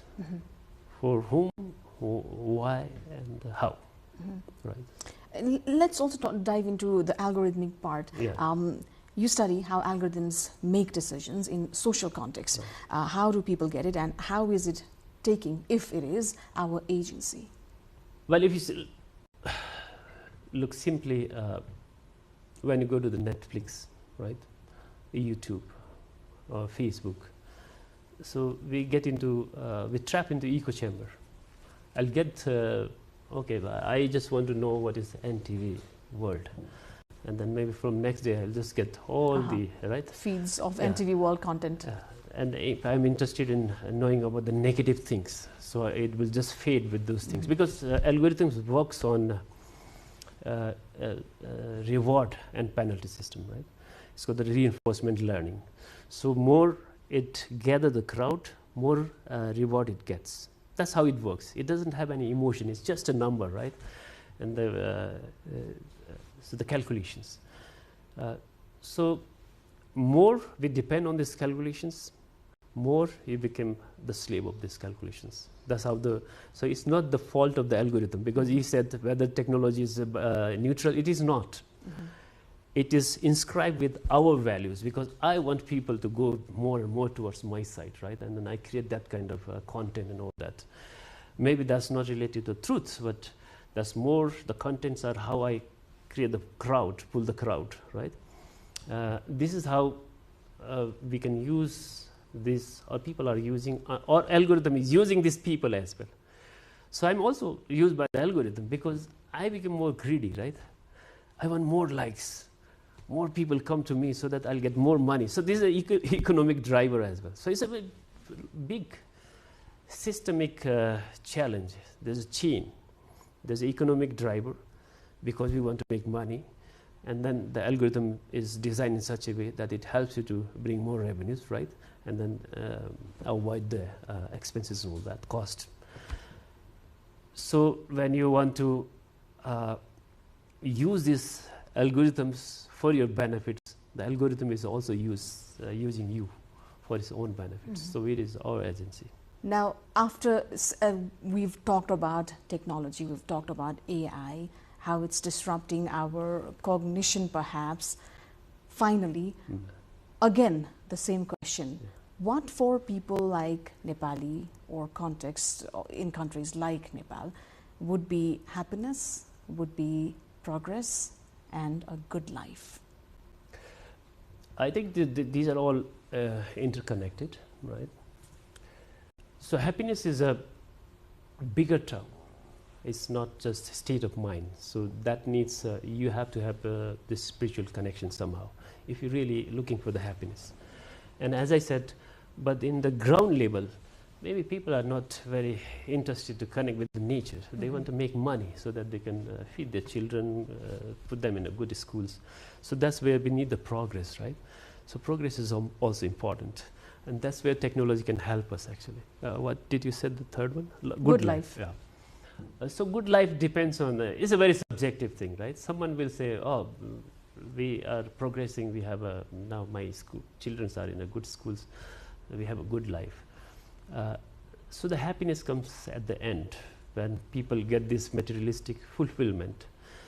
I was so surprised when I was listening to Elon Musk and someone asked him, what is the biggest question you have? And he said, I always wonder what is the meaning of my life. You see?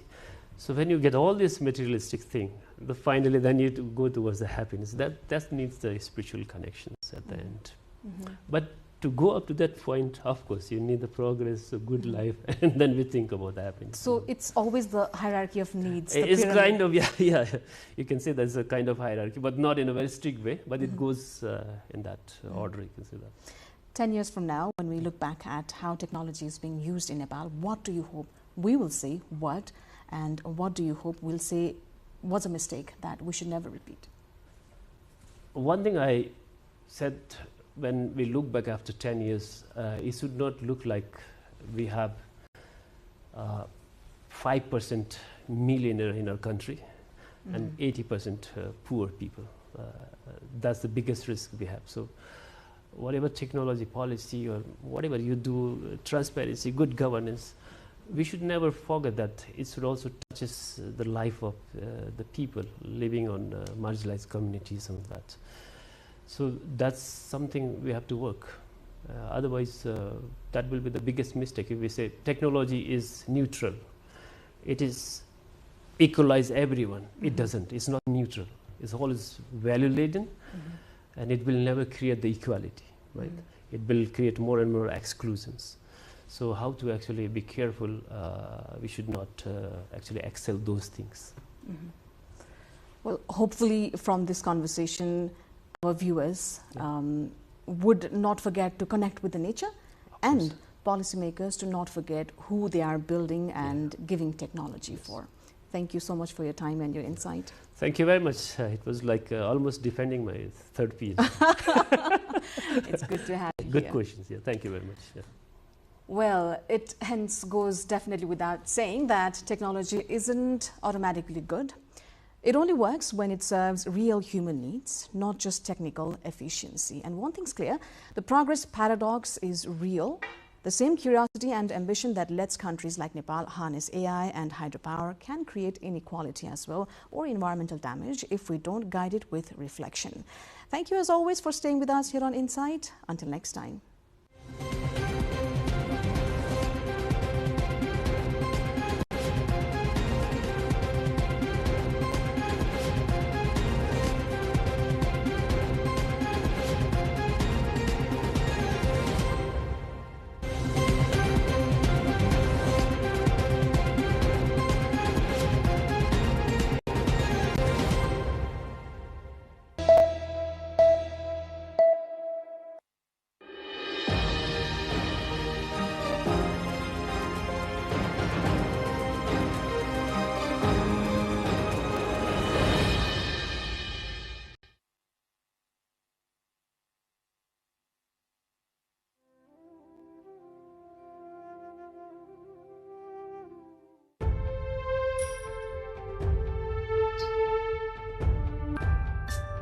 It is no more the remote far west, but the wonderful west.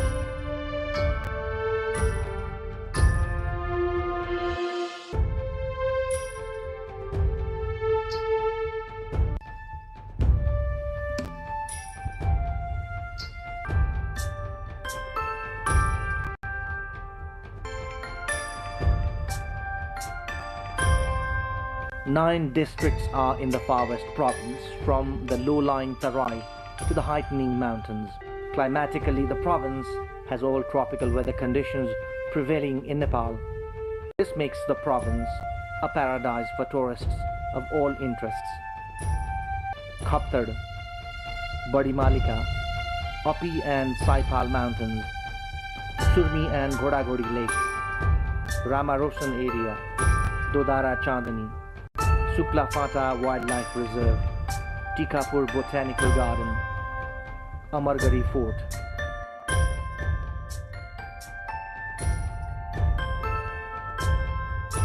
Dhangadi, the province headquarters, is the gateway to the state.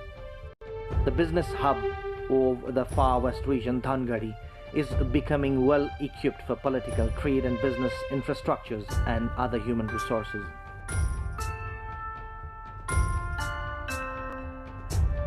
The far west region of Nepal is blessed with natural beauty. Any traveler is attracted by this epitome of beauty and a gift of Mother Nature.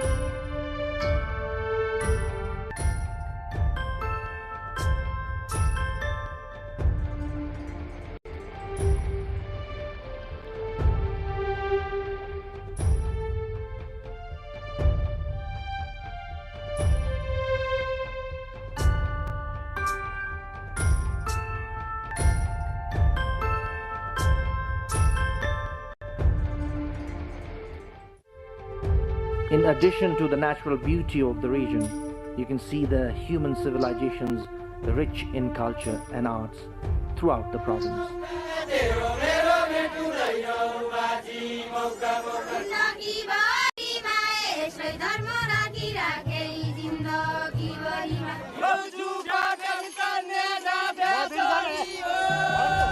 The people of this region enjoy their unique lifestyle identified by their culture, language and religion.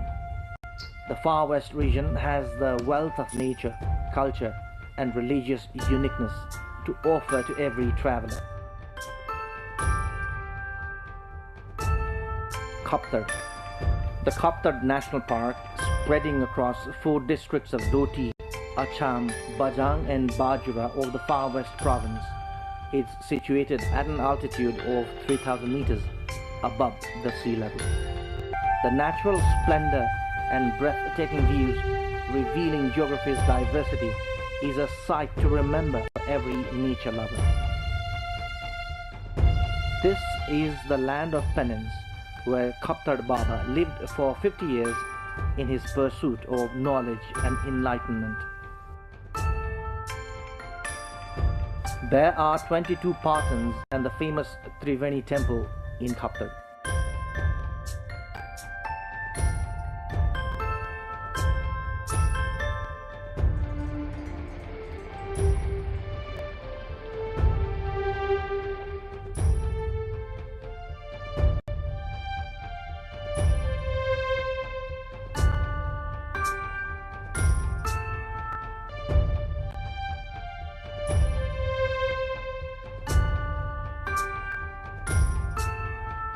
The natural splendor of Khaptad area is attracting many domestic and foreign tourists by the day.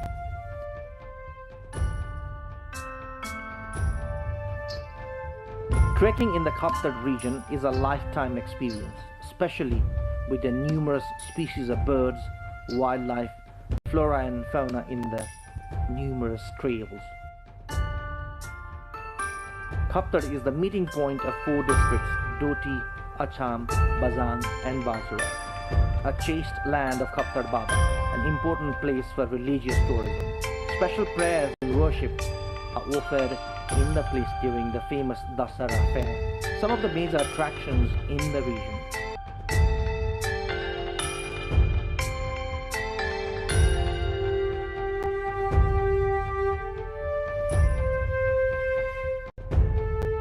Badi Malika. Situated 4,200 meters above the sea level, Badi Malika is a famous religious site in remote Bajura district of the far west province.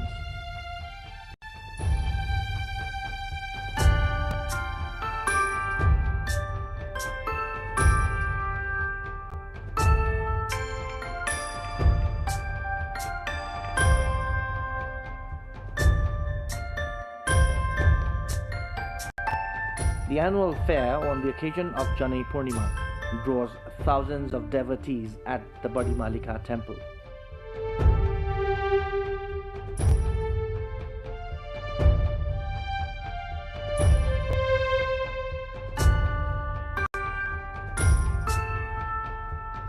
Lush green meadows, pure waterfalls, and whistling ravines flowing downstream are the major attractions of the natural wonder.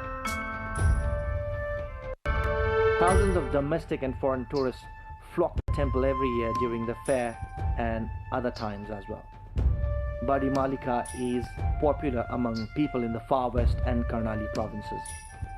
However, few people from Kathmandu and Gadwal of India also visit this site for pilgrimage.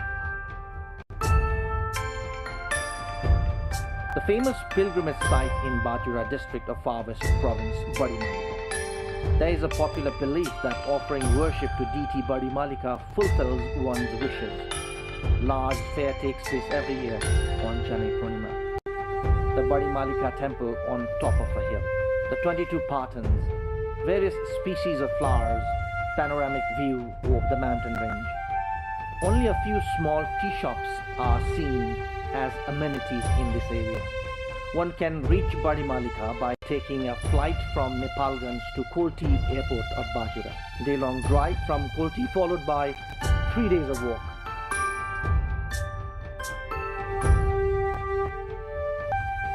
Suklafata. Suklafata National Park is a world-famous destination for those interested in wildlife.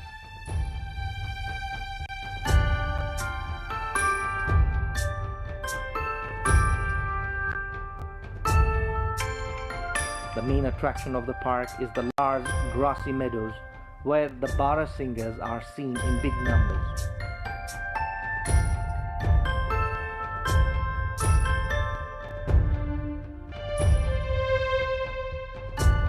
The flock in the park is said to be the largest in the world.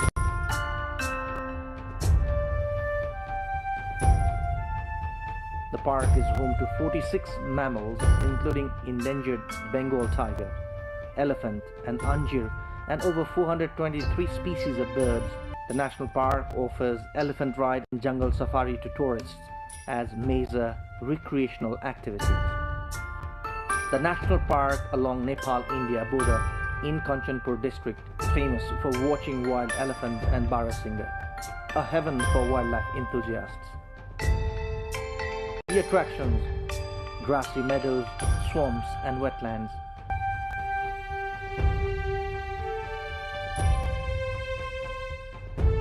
Ramaroshan, located in Acham district of Nepal at an altitude of 2,500 meters above the sea level. Ramaroshan is a jewel for tourists in the far west province.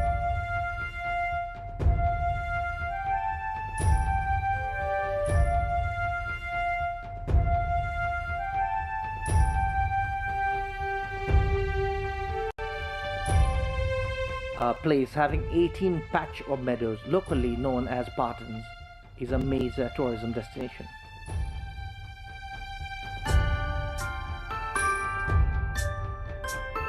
The beautiful Ramaroshan Lake is the major attraction for tourists here.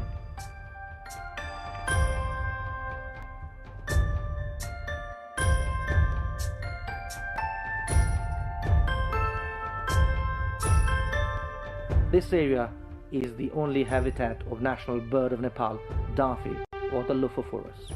The rhododendron forest along the trails leading to the lake rejuvenates every traveler.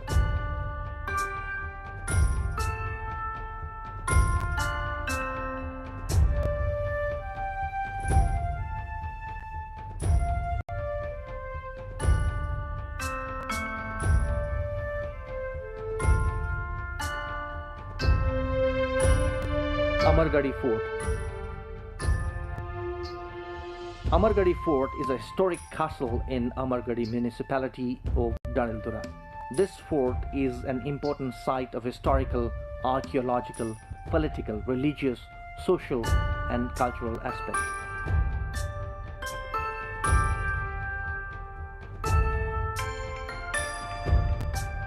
The fort witnessed the bravery of Kaji Amar Singh Thapa in the unification campaign of Nepal is strategically located at the top of a hill in the district headquarters of Dalildura. General Thapa established his administrative headquarters in the fort itself during the unification campaign. This is an interesting site for researchers and archaeological explorers.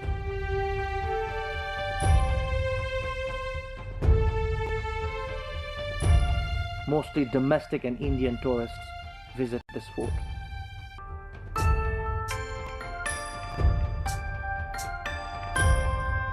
The Far West province has dozens of existing and new tourism destinations. From a breathtaking mountain range to famous temples, the province has tourism destinations for all types of travelers to engage them for even a month.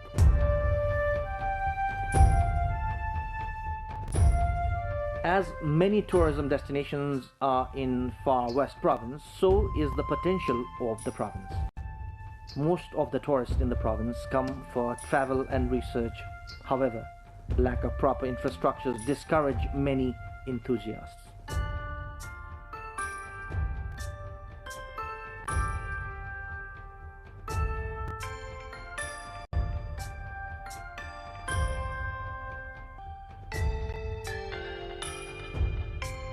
The Far West province has not been able to welcome desired number of tourists in the absence of the amenities.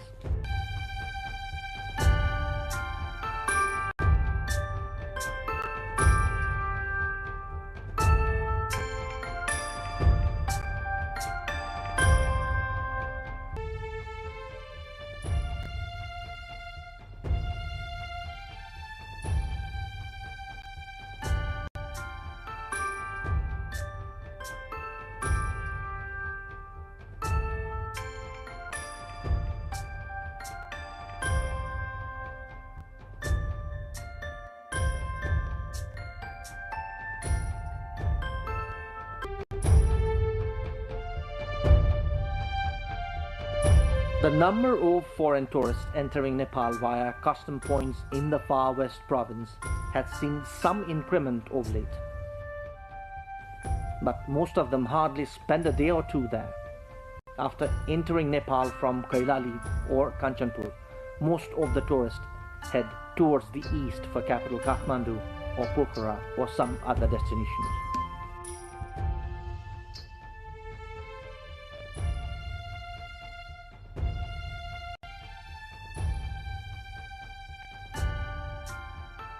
After the centralized system of governance changed to federalism, the possibilities of development has increased with the full authority now in local levels.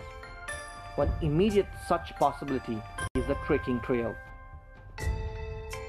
If only the 5 proposed tourism corridors, Khakrola, Tikapur, Karnali, Badimalika, Khutia, Bipinagar, Tel Lake, Khaptad, Dhangadi, Budar, Saipal, Mahakali River and Jhulaghat, Mursa can be developed as per provincial government's plan. It could contribute to the national mission of prosperity through tourism.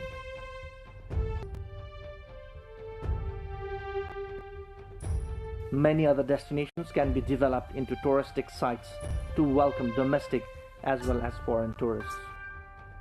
The hardest geography might be discouraging, but the nature has blessed the region with glory. This is why tourism can be the base for prosperity for Far West province. It is no more the remote Far West, but the wonderful West.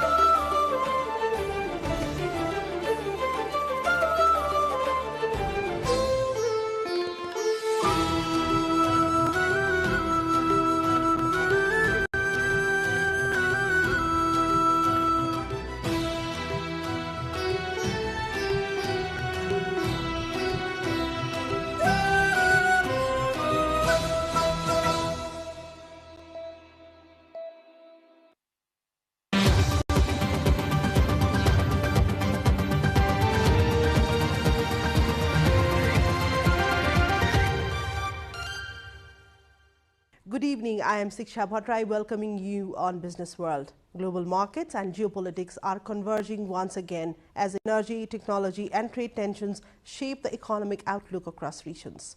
From climate warnings over artificial intelligence to rising geopolitical friction and corporate shakeups, we begin with a major call from the United Nations on the future of technology and energy.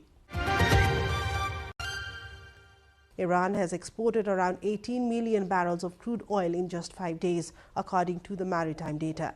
The increase comes amid shifting regional arrangements aimed at stabilizing trade routes.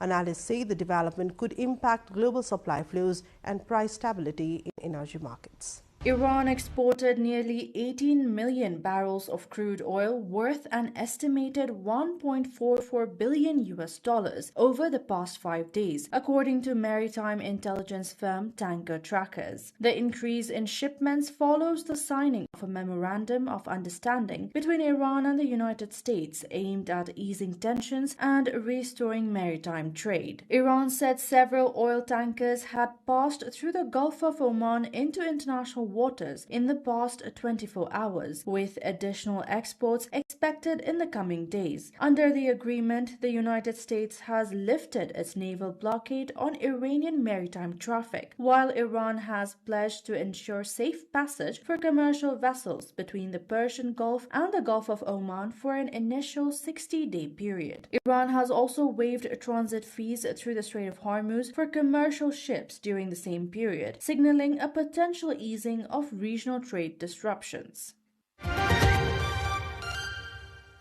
Staying with geopolitics, we move now to rising tensions between the world's two largest economies. China has imposed export controls on several U.S. companies linked to defense and critical minerals. The move comes in response to expanded U.S. restrictions on Chinese firms. China has imposed export controls on 10 U.S. companies tied to defense and rare earths mining in retaliation for Washington's expanded blacklist of Chinese companies, according to the Commerce Ministry. The controls bar exporters from supplying them with dual-use items and requiring that any ongoing exports stop immediately. The move follows a U.S. blacklist released this month, naming 80 companies that are accused of helping the Chinese military, including Alibaba, Baidu, and BYD, which had prompted Beijing to threaten retaliation. Separately, China's finance ministry banned public procurement agencies from buying products made by 46 U.S. companies, effective from Monday, though companies with U.S. investments operating in China are exempted. From global trade tensions, we now turn to Washington, where foreign policy and economic messaging are once again intersecting. U.S. President Donald Trump says recent U.S. action in Venezuela has generated strong economic returns through oil production. He made the comments during a speech at a manufacturing plant in Pennsylvania. U.S. President Donald Trump was in a boastful mood on Wednesday, visiting the Mack truck manufacturing facility in Macungie, Pennsylvania, where he celebrated what he called a lightning-fast military operation in Venezuela, claiming the U.S. had already recouped the cost of the conflict nearly 28 times over through oil revenues extracted from the country. We created the strongest military in history, and you see that with Venezuela. Venezuela, one-day operation, great. Good army. And now we're making a lot of money with Venezuela, and Venezuela is doing great also. It's a happy country now. But it took us exactly 48 minutes to win that war. We're the greatest military in the world, 48 minutes. And we've paid for the cost of the war, wait till you hear this, 28 times already. More, but 28 times. So the cost of the war, we've already, because we brought millions of barrels of oil out, and we're getting along great. The people running it, they're our people, they're great people. From U.S. politics, we shift now to Europe, where economic pressure continues to weigh on growth. Business activity across the Eurozone remains in contraction, although the pace of decline has eased slightly. The data suggests stabilization, but weak demand continues to pressure the region. The European Central Bank has secured key parliamentary backing for the launch of a digital euro, an electronic means of payments aimed at making the Eurozone less reliant on United States credit cards at a time of fraying transatlantic relationships. The digital euro, essentially an electronic wallet guaranteed by the central bank but marketed by banks or fintech companies, will allow all Eurozone residents to make payments online and in person. 6 years in the making, the ECB's digital cash has become a more pressing issue since Donald Trump returned to the White House, slapping tariffs on even established trade partners such as the European Union and raising fears that the United States could one day weaponize its dominance over payment networks like Visa and MasterCard. The approval of draft rules by the Economic Committee of the European Parliament comes after 3 years of wrangling between the ECB and banks, which has been concerned about deposit outflows and lost revenues and sought to limit the scope of the project. Turning to corporate developments in Asia, we look at one of India's biggest financial events in the making. Reliance Jio Platforms has filed for a major initial public offering in India. The listing could become one of the largest in the country's market history. Analysts say the move could significantly expand investor exposure to India's digital economy. Reliance Industries Telecom Unit Jio Platforms has filed a draft prospectus for an initial public offering that analysts say could rank among India's largest share sales, as announced by Chairman Mukesh Ambani at the company's annual shareholder meeting. The board has reportedly already approved the draft prospectus. Media reports estimate the IPO will raise around $4 billion. Jio Platforms, which spans businesses from artificial intelligence to enterprise network services, is best known for its subsidiary Jio Infocom, which is India's largest telecom operator with more than 500 million subscribers. The listing would mark Reliance's first major public offering since Reliance Petroleum went public in 2006. From markets in Asia, we move to the global tech sector, where consumers are facing rising cost pressures. Apple has warned that rising memory chip cost could push up iPhone prices. The company says supply constraints are tightening due to strong demand from AI data centers. Apple CEO Tim Cook warned this week that price increases on the company's devices are unavoidable, comparing the global memory chip shortage to a 100-year flood. The crisis, dubbed Ramageddon, stems from AI companies snapping up memory chips for their data centers at such a pace that smartphone and PC makers are left competing for whatever remains, with smartphone manufacturers potentially facing a 12% shortfall in memory chips, equivalent to around 134 million units. Cook said memory prices have risen more than sixfold over the last year, stressing that the company needed memory pricing and supply to return to reasonable levels for consumer products, calling it the bottom line. The price hike announcements come as Cook prepares to step down as Apple CEO on September 1st, handing over the reins to John Ternus, meaning it will fall to his successor to navigate one of the most challenging pricing environments in the company's history. Staying with technology, we turn to major restructuring in the global software industry. Oracle has cut more than 20,000 jobs as part of a global restructuring drive. The company says artificial intelligence is reshaping its workforce needs. Oracle said about 21,000 roles globally in the last year as the US technology giant reshapes its business around artificial intelligence (AI). The firm's latest annual report shows the software and cloud computing firm says it had around 141,000 full-time employees as of 31st May 2026, down from about 162,000 workers at the same time last year. The deployment of AI technologies across our operations have resulted, and many continue to result, in reductions to our workforce, the report says. The cuts, which amount to about 13% of Oracle's workforce, are part of a wider trend among tech firms as they spend hundreds of billions of dollars on building AI infrastructure like data centers. Amazon and Facebook owner Meta have got thousands of jobs in recent months as they invest heavily in AI. Away from corporate restructuring, we now move to labor and migration issues in Southeast Asia. Malaysia has pledged stronger protections for Bangladeshi migrant workers following concerns over exploitation. Authorities say reforms are needed to improve transparency in recruitment systems. Malaysian Prime Minister Anwar Ibrahim pledged to strengthen protections for Bangladeshi migrant workers who make up roughly 800,000 of the country's foreign workforce. This follows reports of unpaid wages and recruitment scams. Speaking alongside Bangladeshi Prime Minister Tariq Rahman during Rahman's first foreign trip since taking office in February, Anwar called labor cooperation critical for their survival and said exploitation of workers for personal or corporate gain cannot be tolerated. Rahman urged that recruitment practices be made transparent, fair and affordable, calling for a reduction in the number of intermediaries. The pledge follows a warning late last year from UN human rights experts who flagged continued exploitation, deception and deepening debt bondage facing Bangladeshi workers in Malaysia. Now to South Asia, where agriculture exports are feeling the impact of regional instability. Pakistan's mango exporters are facing a difficult season due to rising shipping costs and regional tensions. Export volumes are expected to decline significantly this year. Producers warn that weaker Gulf demand could affect the wider agricultural supply chain. Laborers harvesting mangoes in Pakistan's southern growing regions are facing a difficult export season as geopolitical tensions in the Middle East disrupt trade and raise transportation costs.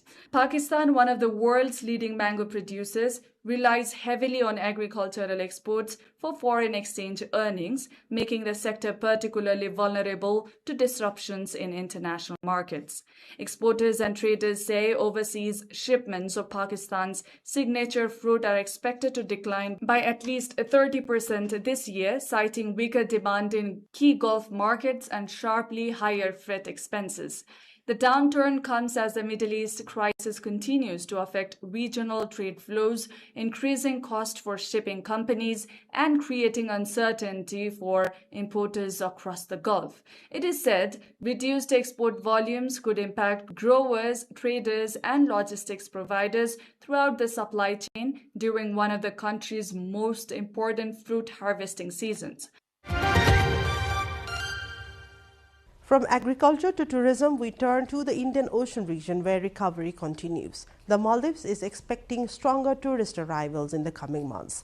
Daily visitor numbers have already risen as recovery momentum builds.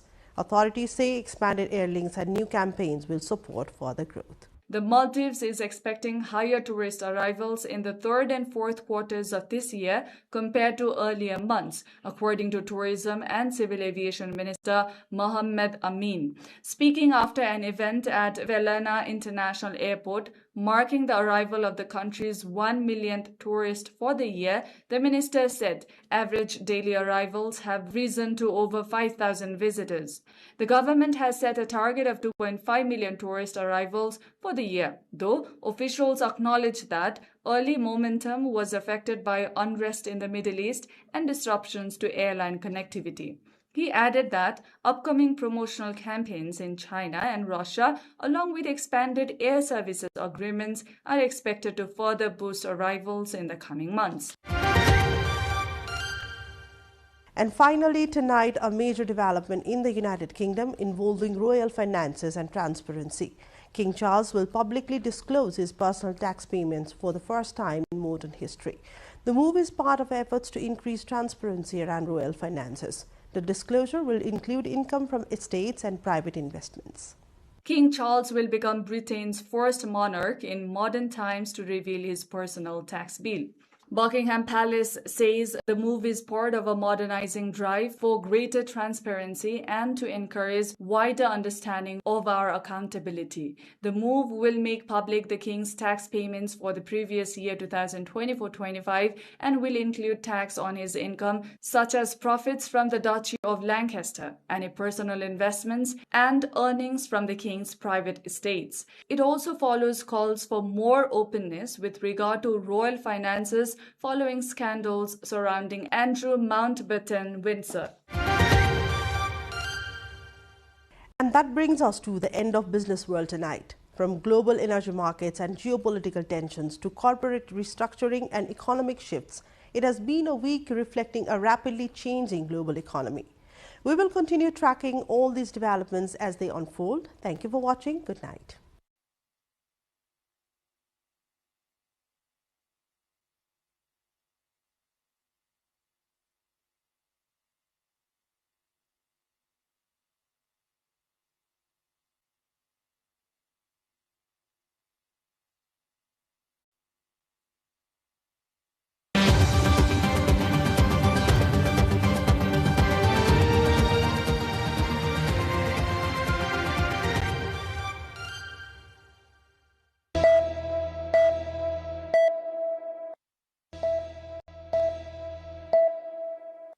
Votekosi and Trisuli river rafting.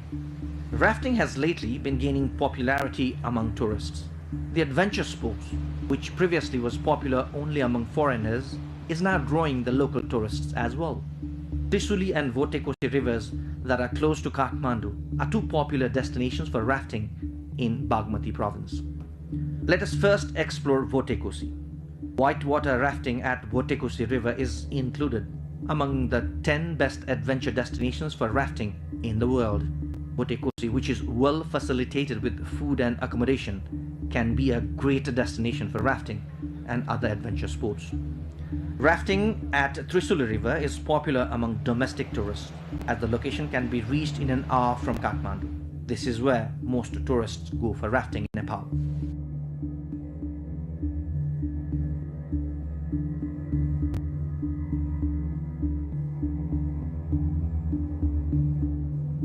Rafting packages of Votekosi and Trisuli are appropriate for those who want to spend some good time for a few days.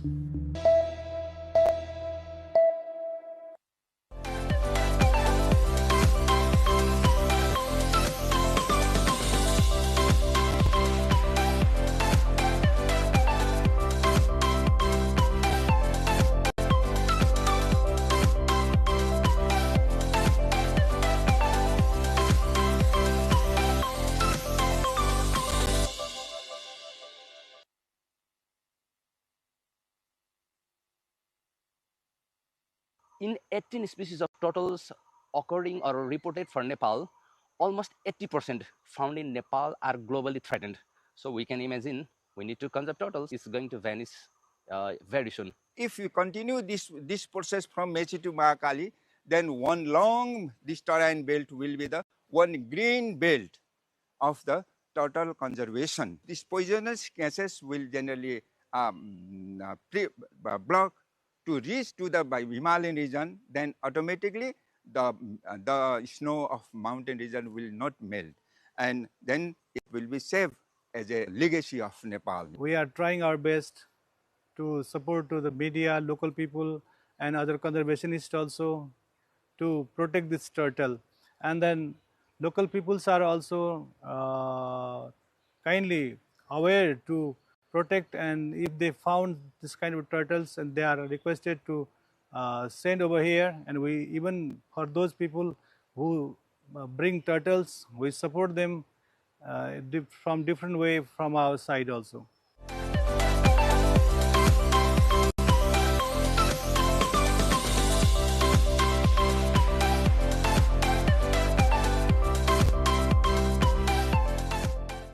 Today, the world is stressed and overwhelmed by the crisis of global climate change. The unnecessary production of the greenhouse gases accelerating the global warming, and consequently the earth temperature is approaching and increasing to cross the threshold of 1.5 degrees Celsius of Paris agreements about the COP. Therefore, this is one of the very serious situation in the world. But in our own country's scenario, we have also facing some of the environmental problem. That is the rapid urbanizations and excessive combustion of the fossil gases, dust and smoke, and forest fires, and then the landslide, and then the floodings, etc., are poisoning the gases, poisoning the air. And as a result, the groundwater table of in the Taran region is falling and leading to the desertification. And likewise, in the mountain and in the mountain region, the mountain streams are drying out, and it is converting into the barren land. And likely, the snow of the Himalaya is melting and turning into the black rock. This is the very serious consequences found in Nepal, and therefore how to mitigate such types of changes, which is facing not only in the world but also in our own country. So just in my mind, one thing occurred, that this would be prevented by the process of herpetofauna conservation. So my topic becomes the perspectives of global warming by herpetofauna conservation. This is my motto. This is my statement. And how it would be possible to conserve the nature, or to mitigate the global warming. Herpetofauna, especially wetland living herpetofauna, and if we can choose, amphibia means that's the frog from hill stream frog from the amphibia, as well as the especially turtle from the reptilia. And these two groups of the herpetofauna, this mountain stream frog is called the paha, and the turtles are naturally, it lives in the Tarai region, and both these this paha species as well as this turtle species, we can make it as a key species for conservation to climate adaptation program. Means if we have to do the climate adaptation work, then we can use these two species, especially paha species and turtle species, and they are also found in different regions. Pahas are found in the midland of Nepal, means in mountain regions, and these turtles are found in the Tarai region. So now both have dual life cycles. In turtle, they are naturally they are the aquatic one, means they spend most of their life in the water. But during its breeding season, they have to come on land to lay egg, and thereafter till it's hatching out, it has to live on the land. And when it becomes a small juvenile, then it again go back to the water to spend its individual life. This is the consequences. So these two things generally, both is this amphibia as well as these turtles, they need that they have the dual life cycle. So if such types of species can be conserved in situ, for 1 decade, then what will happen? Then the water, land, forest, and for biodiversity, they will be restored, and it will establish an ideal that is ideal wetland ecosystems. And this when ideal an ecosystem is just like, you can take, this is the example of this total, this Sukhani memorial, this park. This is one example of these very things. It is the establishment of an ideal wetland ecosystem, herpetofauna conservation wetlands ecosystem. Wetland ecosystem can be established, in the in this region, either in the mountain region or in the Terai region. When this newly formed wetland is occurred, then what will happen? This dry ground trouble of in the Terai region will recharge, and then one of the green turtle conservation, that is the belt, will be established there. And these kinds of if you continue this process from Mechi to Mahakali, then one long this terrain belt will be the one green belt of the turtle conservation. In this case, this belt will help to neutralize and to neutralize and purify the toxic air blowing to the Himalayan regions. These poisonous gases will generally block to reach to the Himalayan region. Then automatically the snow of mountain region will not melt, and then it will be safe as a legacy of Nepal. This park was established for the beautiful tourist destination, because this is very beautiful area also to visit for the tourists. Around 2 lakhs, more than 2 lakhs persons, they visit this park annually. This is the only park which is given this authority by the government of Nepal to protect the turtles, and we are trying our best in this course, and we have tried our best to make conscious people for the protection and conservation of the turtles. Then this area is very famous to find the different turtles. We are trying our best to support to the media, local people and other conservationists also to protect this turtle. And then local peoples are also kindly aware to protect, and if they found this kind of turtles, and they are requested to send over here, and we even for those people who bring turtles, we support them from different way from our side also. As per recent data, there are 369 species of turtles in the world.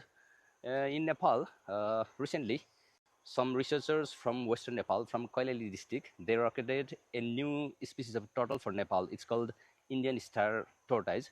Considering that in Nepal there are 18 species and 2 subspecies, we can say so 18 species or 20 taxa of turtles are reported for Nepal. And in our conservation center, there are 9 species, and that 9 species also includes one foreign species or one invasive species. Previously, it was very popular in pet trade. Generally, people, they keep it as pet for some time, and when it grows into adulthood, it's very difficult for them to care. At the same time, we regularly conduct awareness program, and they understand it is illegal to keep turtles, so they hand over to us. So we have 9 species of turtles in our center, and previously we used to keep or maintain almost 60 individuals of turtle. We have reduced it to 40, almost 40 individuals of turtles are maintained in our center. So I just wanted to say about this establishment of our center. Basically, this center was established as a joint venture program of Nepali organization, or this very organization is called Sukhani Martyrs Memorial Foundation. This Nepali organization and another scientific organization which is based in Germany, it's called Amphibian and Reptile Conservation Society of Nepal, or in short it's called ARCO Nepal. It's a joint venture program of these 2 organizations. This conservation center was established in 2012, and interestingly, it's a kind of pride for us. It is the only conservation center for turtle that is permitted by the Ministry of Forest and Environment in Nepal. So we have been continuously working from 2012 to till now. So what I would like to stress is that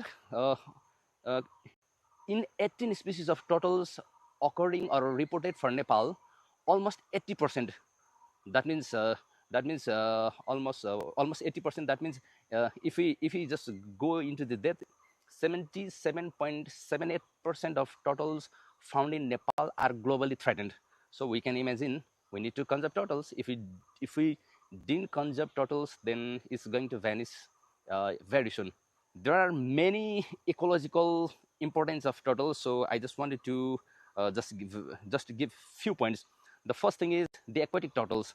They act as scavengers in wetland, like a vulture.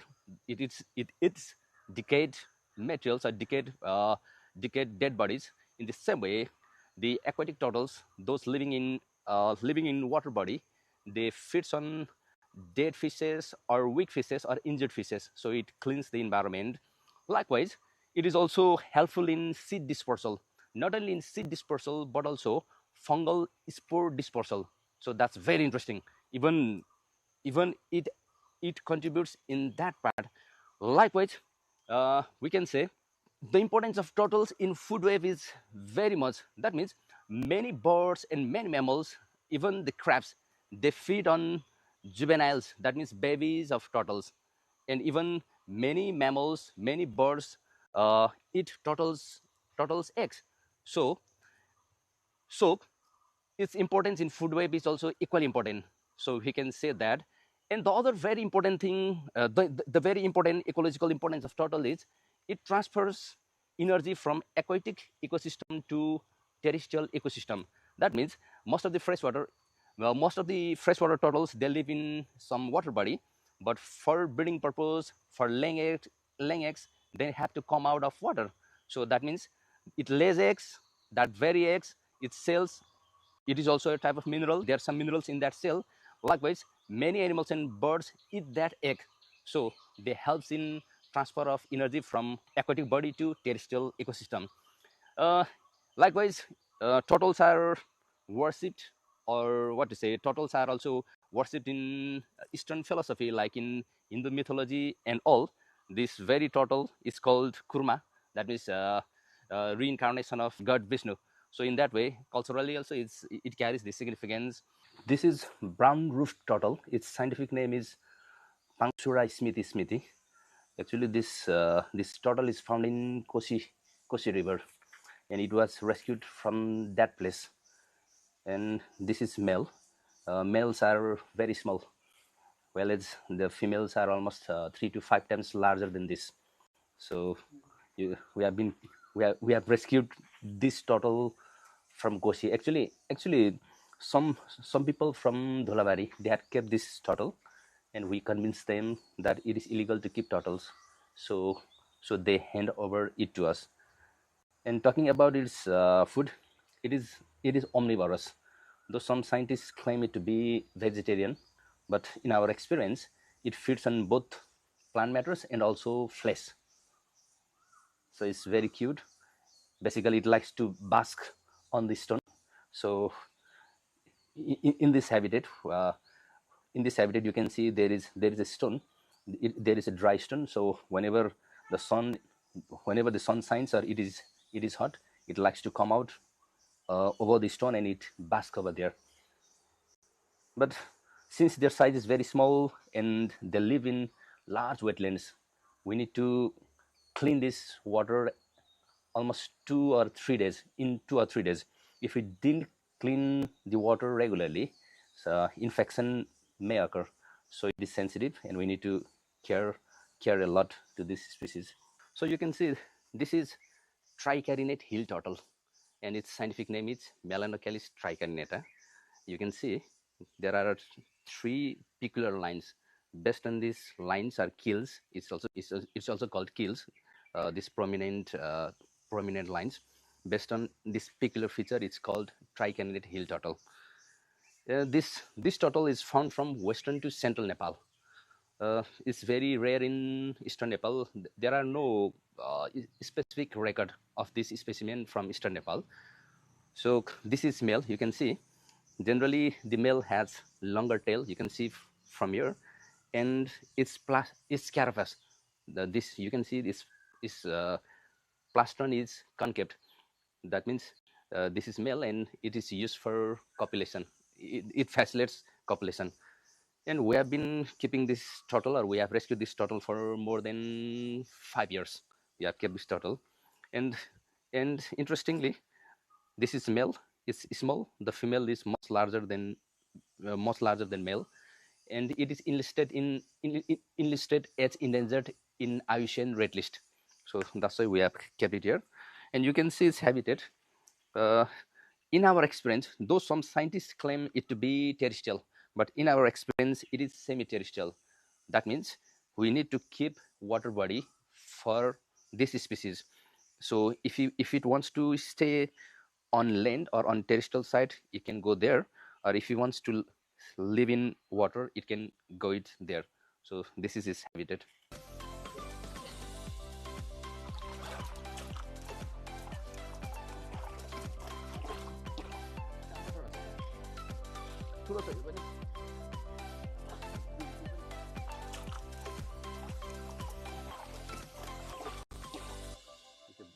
This is Indian flapshell turtle.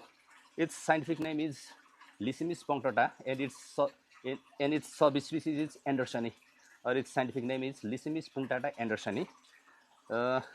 This is a soft-shell turtle. You can see it doesn't have hard shell. Its shell is covered with a leather skin, so you can see it's beautiful, and it has got yellow spots. So it is called sometimes it's called spotted turtle as well. And this is female. This is it is an adult female. It is the maximum size. It is almost 2 kg. You can see it's very big. It's very large. And this is female. Generally, the female has roundy shape. Well, the male is a little bit elongated. So, in our experience, we can assume it to be female. But generally, some people they have kept turtles, or they have been rearing turtles, but they might not be able to identify whether it's male or female. But it's female, and at the same time, it has shorter tail because the cloaca does not come out of this plastron. And the other interesting thing about this turtle is it has got flaps. You can see over here. Whenever I touch its feet, it hides inside. That is, it has got flap. So it has a unique characteristics. Well, many of the turtles they cannot hide their forelimbs inside their shell. So it has got flaps. So it is called flap shell. You can say, and the interesting you can see, generally while handling this turtle, generally they don't try to bite or do some kind of harm, but sometimes you can see here it secretes yellowish substance. That is its peculiar behavior. We can say that it is anti-predator behavior. That is to escape from predator. You can see over there it secretes yellowish substance, which is a bit type of a kind of irritating substance. So it's a adult female. It's listed in. It is also threatened. It is categorized as vulnerable in IUCN Red List. So it's beautiful. It is omnivorous.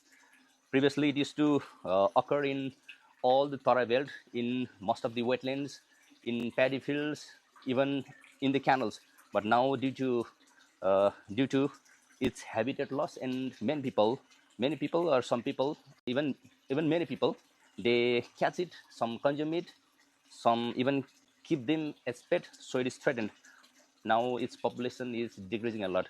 Previously, it used to be found in many places in the Tarai belt. Basically, this very species, previously, almost 10 years ago, I had done a survey. And while rescuing the turtles, 80% of the people, they want to consume it. But now, people know turtles are conserved or it's protected by law. So generally, they hand over it to us. It's interesting. It's aquatic turtle. We can see its limbs. It has webbing. No, there are lots of webbing. So in Nepali, many people call it putali, putali kachwa, because of its very beautiful. Yeah, like butterfly, it's very beautiful, and its yellow spot looks really beautiful, and it can withdraw its neck is very long, and its nose. You can see its nose is a little bit elongated. It's called proboscis. It's very ancient creature. As per some scientists claim or in many literatures they have written these very turtles it has existed in Earth for more than 220 million years ago. So it's very ancient creature. And interestingly, this very turtle, its morphology has not changed a lot. It's almost similar to what was found more than 2 million years ago, and almost its morphology is almost similar. But due to human activities and all, habitat loss, and due to human activities, now its population is degrading a lot. So that's why we need to protect it.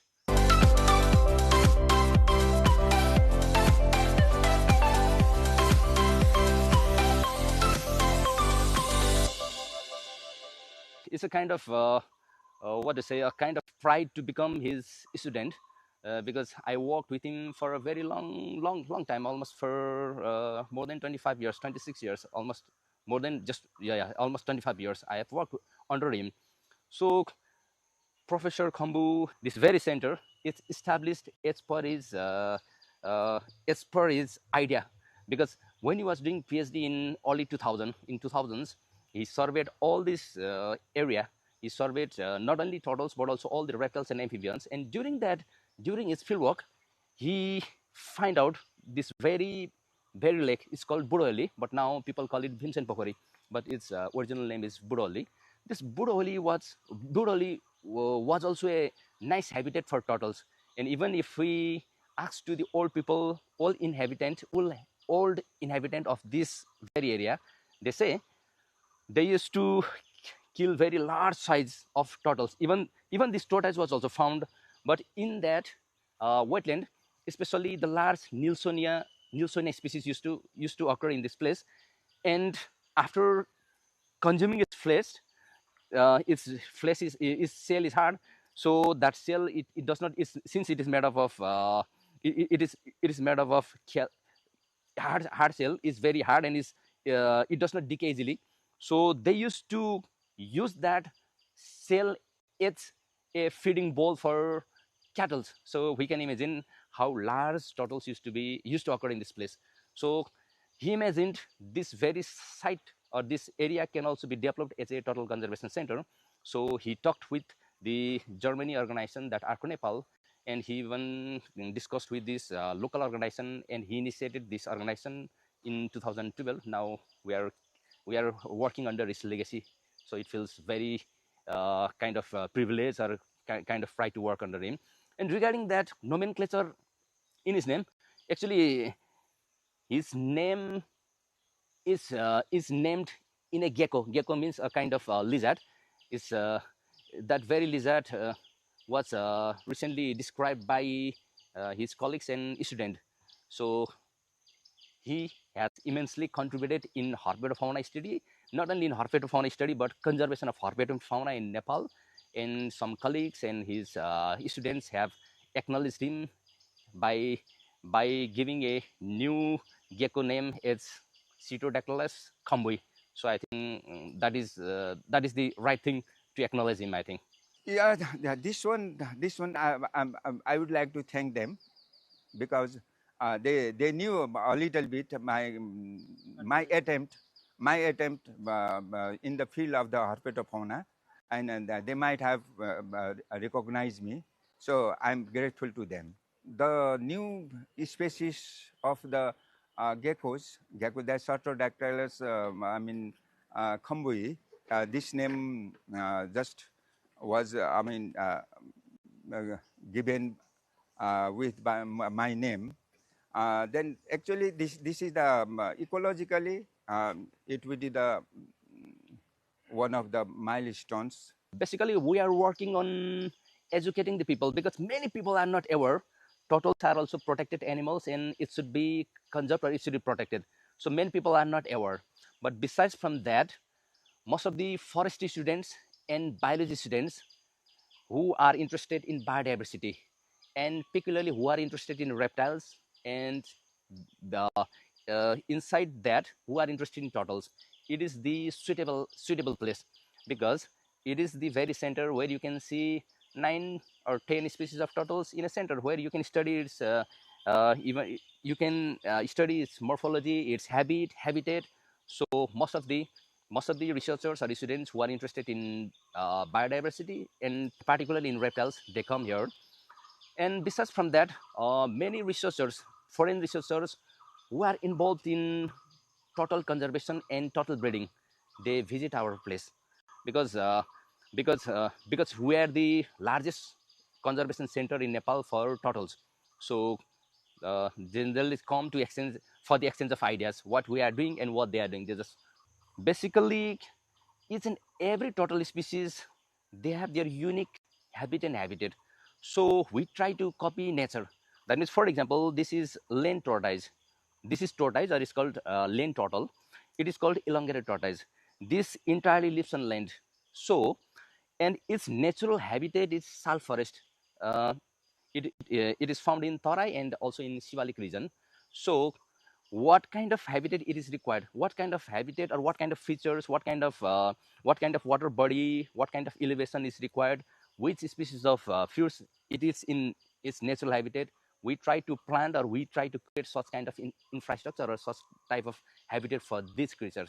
So it goes the same with aquatic turtles as well. The first thing is still many people are not aware, though we have been working passionately for more than a decade. I would like to inform that we give education program free of cost. If somebody is interested, they need to come in a group, 10 to 20 groups, and just I'll give my time, we'll take to the seminar hall and I give lectures and I'll show them live turtles. But still many people are not aware it is protected. We have done a practical regarding ex situ conservation, like how the animals will conserve in this area in regard of their natural habitat. This center focus on conservation, rehabilitation and management of turtles. For my fourth final project, I have chosen a topic, description and translocation of rescued turtle at TRCC. For my final year project, my objective are to observe the turtle that are conserved in TRCC and so to document the morphometric measurement of turtle and to access the water quality and to spread the awareness program. I'm engaged with the Turtle Rescue and Conservation Center in many ways.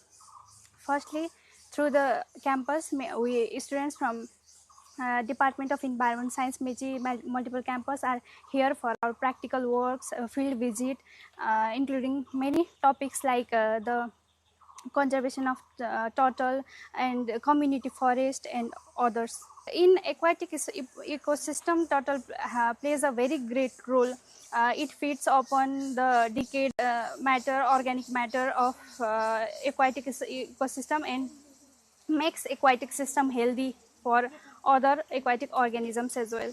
TRCC is one of the conservation and rescue center. So conservation of turtle is obviously doing here, and for the purpose of the rescue from throughout in Nepal, there comes the information about if there is abundant turtle or anything that needs help from the TRCC. Experts are always ready for the rescue, and for the conservation program purpose, different awareness programs and different field activities were done on the occasion of different wetland day, conservation days. Programs are also conducted. So awareness needs to be maintained.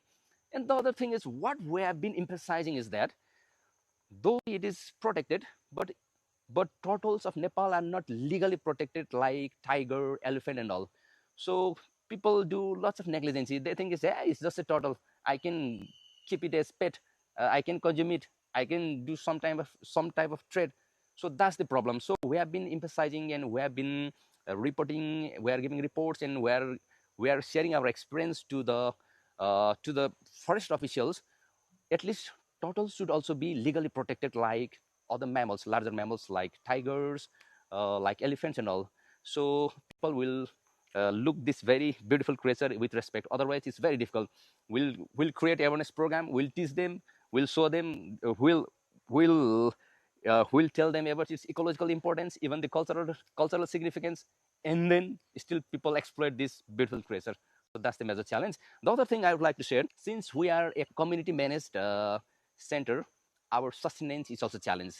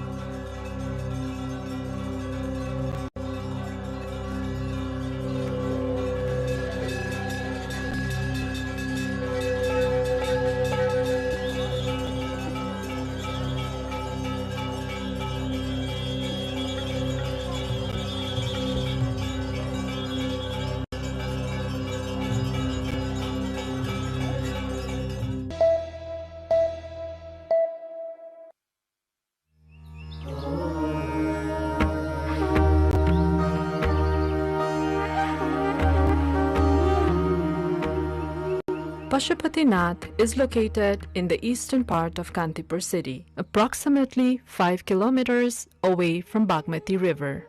During the Lichavi period, the area surrounding Pashupatinath was known for animal rearing. This region includes Duasthali, Kuveshwari, Gaurighat, Chaba Hill, Ganeshtan, and Kotuwali, all of which are part of the Pashupatinath area.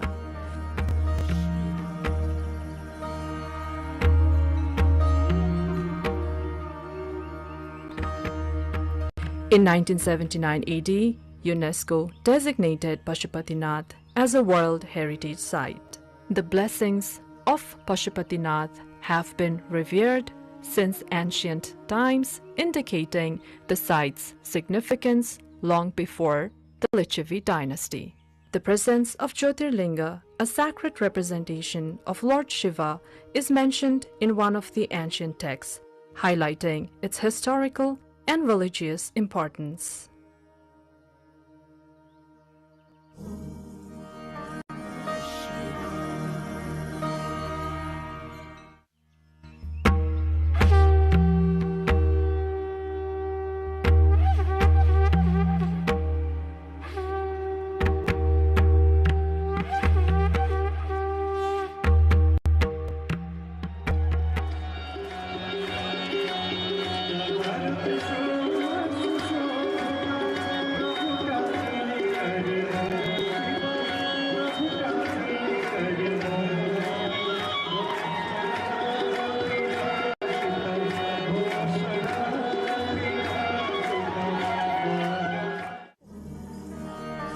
In the Gopal Raj dynasty, King Supuspadev described Pashupatinath as Varna Vyavastha. Following Supuspadev, every subsequent king incorporated the name of Pashupatinath within their own names. King Vaskardev offered 3 kosh to Pashupatinath, Brishdev presented a Trishul, Dharmadev contributed a Brishjos, and Narendradev offered various kosh made from different materials. Finally, Jayadev offered a lotus to Pashupatinath.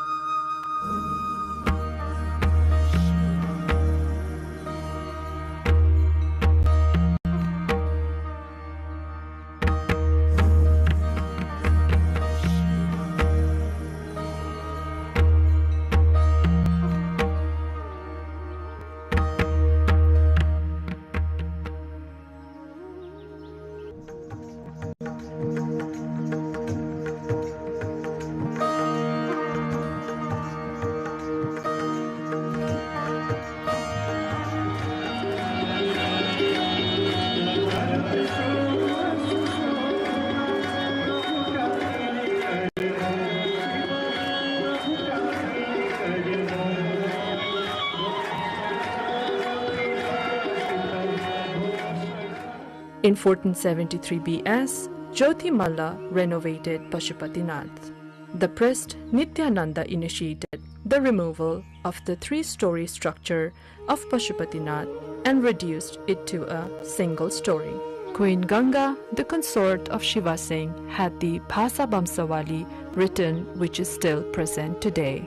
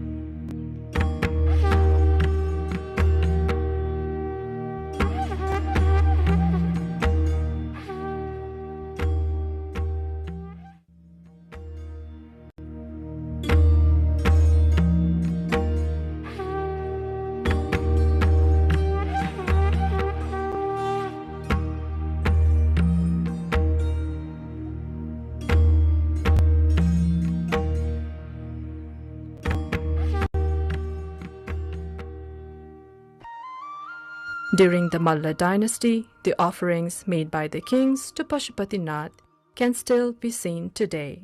Among these offerings, Lord Shiva at Pashupatinath received a copper roof and chadi and kamal. Finally, King Jai Singh presented a gold-made mekhla and a grand jatra was conducted.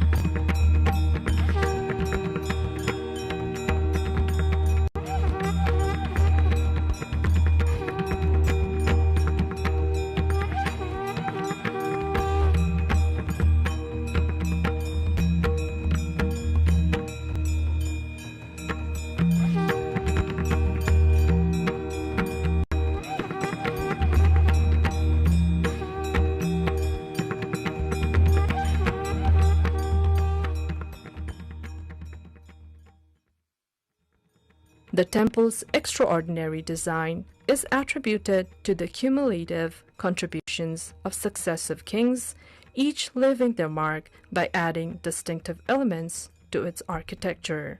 This rich history of royal patronage is a primary factor contributing to the exceptional and intricate design of this revered temple.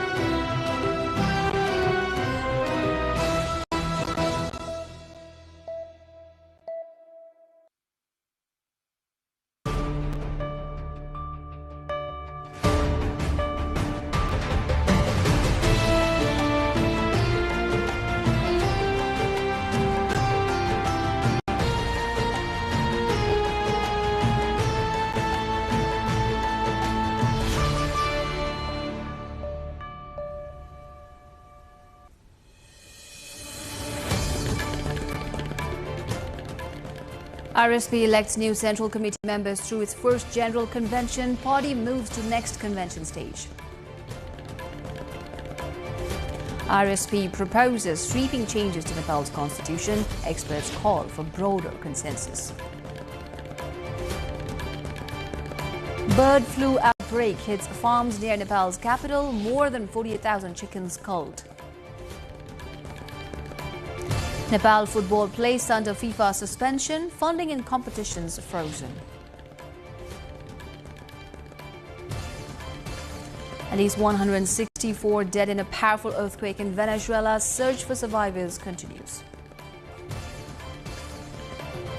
And FIFA World Cup qualification battle intensifies. Groups E and F face decisive fixtures.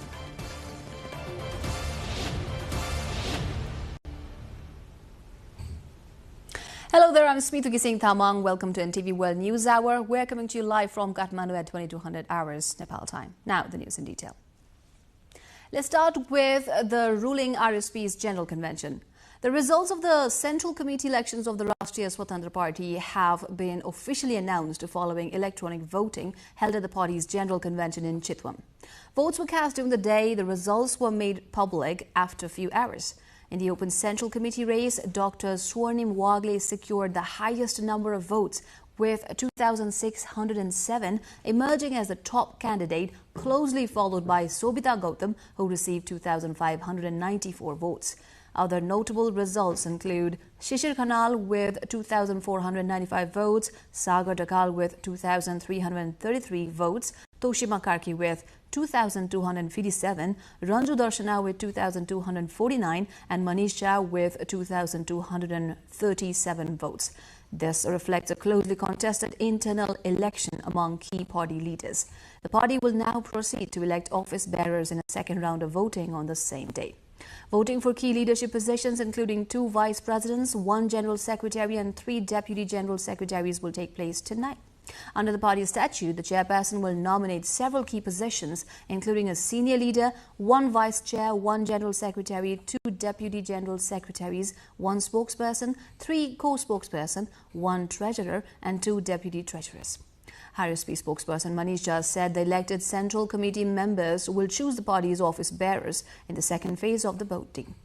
The convention, which began on Sunday in Chitwan, is being held at the Industrial Association Exhibition Centre and marks a major internal organizational milestone for the party. Nepal's ruling Rashtriya Swatantra Party RSP has proposed major constitutional reforms, including a directly elected executive leader, a fully proportional electoral system and restructuring provincial institutions. The proposal comes as a government task force prepares recommendations on possible constitutional amendments. Constitutional experts say Nepal must first decide what political system it wants before changing specific provisions, while critics warn a fully proportional model could eliminate directly elected constituency representatives. Any constitutional amendment would require a 2/3 majority in parliament and, in some cases, approval from provincial assemblies. We'll see more on this in our cover story of the day later in the bulletin. Now, more than 48,000 chickens have been culled in Nepal's Bhaktapur district after bird flu was confirmed at poultry farms in the municipalities of Changu Narayan and Surya Vinayak. According to the Animal Services Office, authorities destroyed 38,795 chickens in Changu Narayan wards 2, 8 and 9 to contain the outbreak. A further 9,378 chickens were culled in Surya Vinayak wards 1, 4 and 8 after infections were detected there. Veterinarian Dr. Amik Shrestha said the culling was carried out at farms where the avian influenza virus had been confirmed. Officials say a total of 48,173 chickens have been destroyed in the district as part of efforts to prevent the disease from spreading further. Nepal's football sector has been thrown into uncertainty after FIFA imposed an indefinite suspension on the All Nepal Football Association (ENFA), citing alleged government interference. The move freezes all international football activities and cuts off FIFA development funding worth more than 1 billion rupees annually. Nepal will also be barred from international and youth competitions. The suspension follows a leadership dispute within ENFA and disagreements over its election process. FIFA says the ban will remain in place until the issues are resolved. The decision deals a major blow to Nepalese football, affecting players, clubs and development programs across the country. We'll dwell more on this in our segment Issue of the Day later in the bulletin. 2 powerful earthquakes have killed at least 164 people in Venezuela as rescue operations continue across severely damaged regions.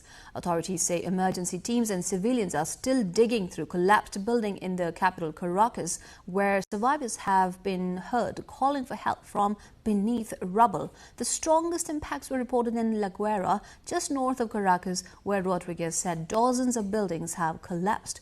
The 2 major quakes, measuring 7.2 and 7.5 magnitude, struck within a minute of each other. Seismologists say the second tremor was the most powerful earthquake to hit Venezuela since 1900. Infrastructure damage is widespread, with reports of destroyed housing, disrupted services and emergency evacuations. Authorities have declared a national emergency as aftershocks continue to be monitored. Rescue efforts remain ongoing, with officials warning that the casualty figure may rise further as teams reach more remote and heavily damaged areas. The race for the FIFA World Cup 2026 round of 32 continues in the early hours of Friday with crucial final group stage matches in Groups E and F. Germany and the Netherlands are looking to confirm qualification while Curacao, Tunisia, Sweden, Japan, Paraguay, Australia and Côte d'Ivoire remain in contention. Debutants Curacao will also play the final group stage fixture as teams battle for the remaining knockout stage spots. The results of today's matches will complete the round of 32 lineup and determine the final standings in both groups. Nearly a decade after Nepal adopted its new constitution, a fresh debate over the country's political system is gaining momentum. The Rashtriya Swatantra Party has proposed sweeping constitutional reforms, including a directly elected executive leader and a fully proportional electoral system. In our cover story, we examine the proposals, the reactions they have sparked, and what they could mean for Nepal's political future after the short break.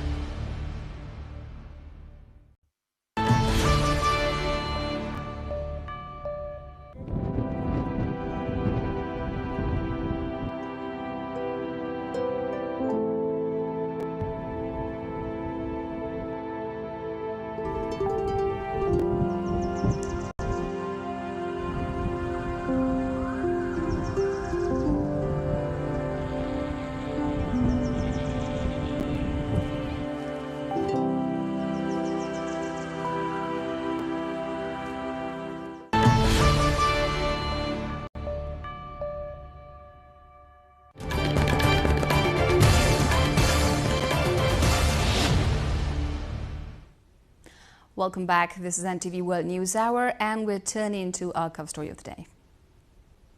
A proposal by Nepal's Rashtriya Swatantra Party or RSP to overhaul key features of the country's constitution has triggered a fresh political debate. The party is advocating for a directly elected executive leader, a fully proportional electoral system and a restructuring of provincial institutions. The proposals come as a government-appointed task force prepares recommendations on possible constitutional amendments. Let's take a look. Nepal's 2015 constitution established a parliamentary system, a mixed electoral model, and a federal structure with 7 provinces. Now, nearly a decade later, the Rashtriya Swatantra Party is calling for significant changes. Addressing the party's national convention, party president Ravi Lamichhane said the RSP supports a directly elected executive head of government, a fully proportional electoral system, and reforms to the National Assembly and provincial structures. हामी स्थिर नेतृत्व र स्पष्ट जिम्मेवारी सहितको प्रत्यक्ष निर्वाचित कार्यकारीका पक्षमा छौं। हामी अहिलेको अत्यन्त महँगो निर्वाचन प्रणालीको सट्टा पूर्ण समानुपातिक निर्वाचन प्रणालीका पक्षमा छौं जसले सबै समुदायको प्रतिनिधित्व सुनिश्चित गरोस्। हामी अहिलेको राष्ट्रिय सभालाई गैर दलीय विशेषज्ञ सभा बनाउन र उपराष्ट्रपतिलाई सभाध्यक्ष बनाउने पक्षमा छौं। त्यसैगरी हामी प्रदेश सभा र प्रदेश सरकारको पनि पुनर्संरचनाको पक्षमा छौं। The proposal comes as government task force is in the final stages of preparing a national discussion paper on constitution amendments. The committee has been consulting political parties, experts and stakeholders on issues including governance, electoral reform and federalism. हामी अहिले यो बहसपत्र तयार गर्ने क्रममा छौं। बहसपत्र हामीले राष्ट्रिय सहमतिमा चाहिँ संविधान संशोधन गर्ने भनिरहेका छौं। बारम्बार राष्ट्रिय सहमति अनुसारले नै हुन्छ, त्यही अनुसारको आफ्नो दलको आफ्नो धारणा हुन्छ र यो बहसपत्र तयार गरिसकेपछि त्यसपछि हामी अगाडि बढ्छौं। 100 दिन भित्रमा हामीले संविधान संशोधन बहसपत्र तयार गर्छौं। बहसपत्र तयार गर्ने क्रममा हामीले सबैको कुरा सोच्छौं। हामीले आफ्नो कुरा राख्नुला, अरु दलले आफ्नो कुरा राख्नुला, सबै व्यक्तिहरु पूर्व राष्ट्रपतिदेखि लिएर पूर्व प्रधानमन्त्रीदेखि लिएर सबैसँग हामी कुराहरु सुनिरहेका छौं। त्यसमा एउटा राष्ट्रिय सहमति हुन्छ, त्यसमा त्यही भन्ने। But constitutional experts say the debate should first focus on the type of political system Nepal wants to adopt before discussing specific amendments. Critics argue that a fully proportional electoral model would eliminate directly elected constituency representatives and fundamentally alter the structure of parliament. यो संविधानले गैरदलीय संसदको चाहिँ परिकल्पना गरेन, गैरदलीय संसदीय शासनको परिकल्पना गरेन। हामी संसदीय शासन पद्धतिमा छौं, संसदीय शासन पद्धति अपनाउने कि गैर संसदीय अपनाउने कि र यता mixed parliamentary system of government बनाउने त्यो सिस्टमभित्र हामी संहिता नफालिकन समावेशता नफालिकन त्यो मोडलमा संहिता समावेशतालाई चाहिँ इन्स्टिट्युसनले डेभलप गर्न सक्छ। The debate is also unfolding within the RSP convention itself. Law Minister and RSP leader Sobita Gautam says broad public and political discussion will be necessary before any consensus emerges on issues such as a directly elected executive and restructuring provincial institutions. भइरहेको विषयवस्तु अब यो संविधान संशोधनसँग पनि जोडिएको विषय भएको कारणले संविधान संशोधनको अब अहिले व्यापक रूपमा छलफल प्रक्रियामै छौं, बहसमै छौं। प्रारम्भिक रूपमा दलहरुसँग पनि छलफल भइरहेकै विषय हो। त्यसकारणले अब कहाँ पुगिन्छ, कहाँसम्म गएर सहमति हुन्छ, कसरी अगाडि बढ्छ भन्ने कुराहरु चाहिँ आगामी दिशाले जस्तो तय गर्छ। Any constitutional amendment in Nepal requires a 2/3 majority in both houses of parliament. Changes affecting federal boundaries or provincial powers would also need approval from at least half of the provincial assemblies. For now, the RSP's proposals have added momentum to a broader debate over whether Nepal's political system, adopted in 2015, requires significant reform as it approaches its 10th anniversary.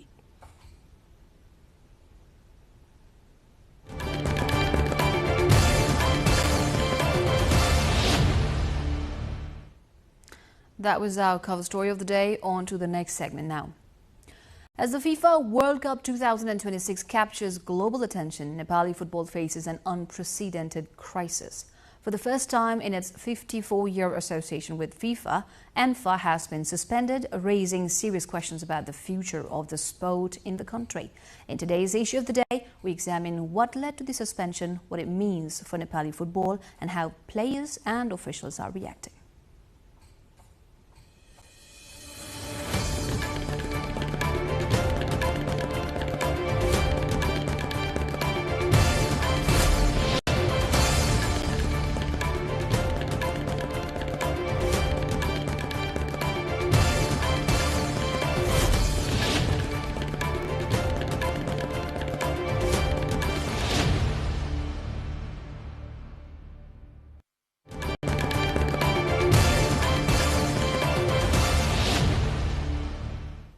Welcome back, and now issue of the day.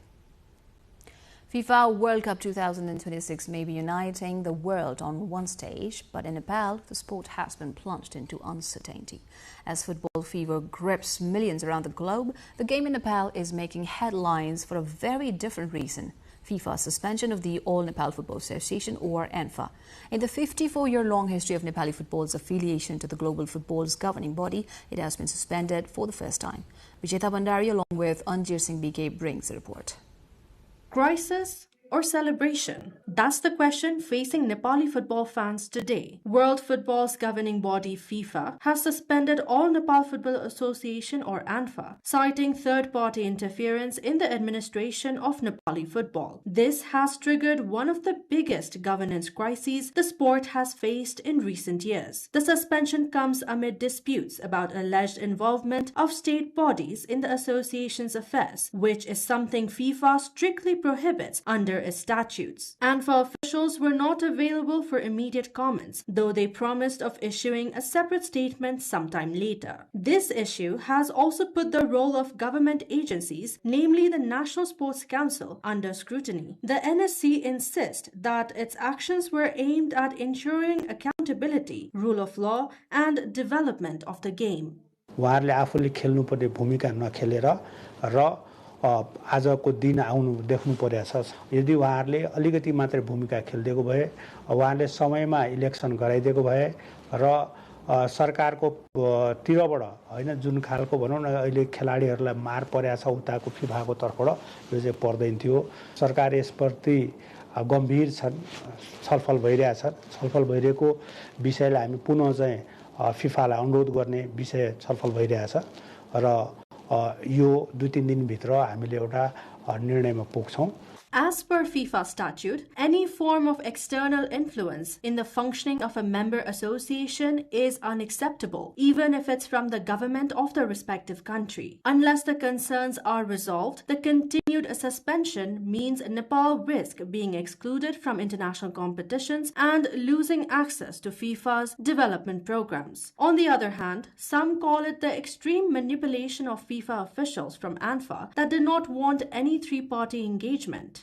So whenever there is an issue in any, interference, they should listen to everyone, like all the stakeholders. And I think a solution can be reached very easily. And even if that, FIFA can take the example of AIFF, that's All India Football Federation. They are also going through the exact similar situation.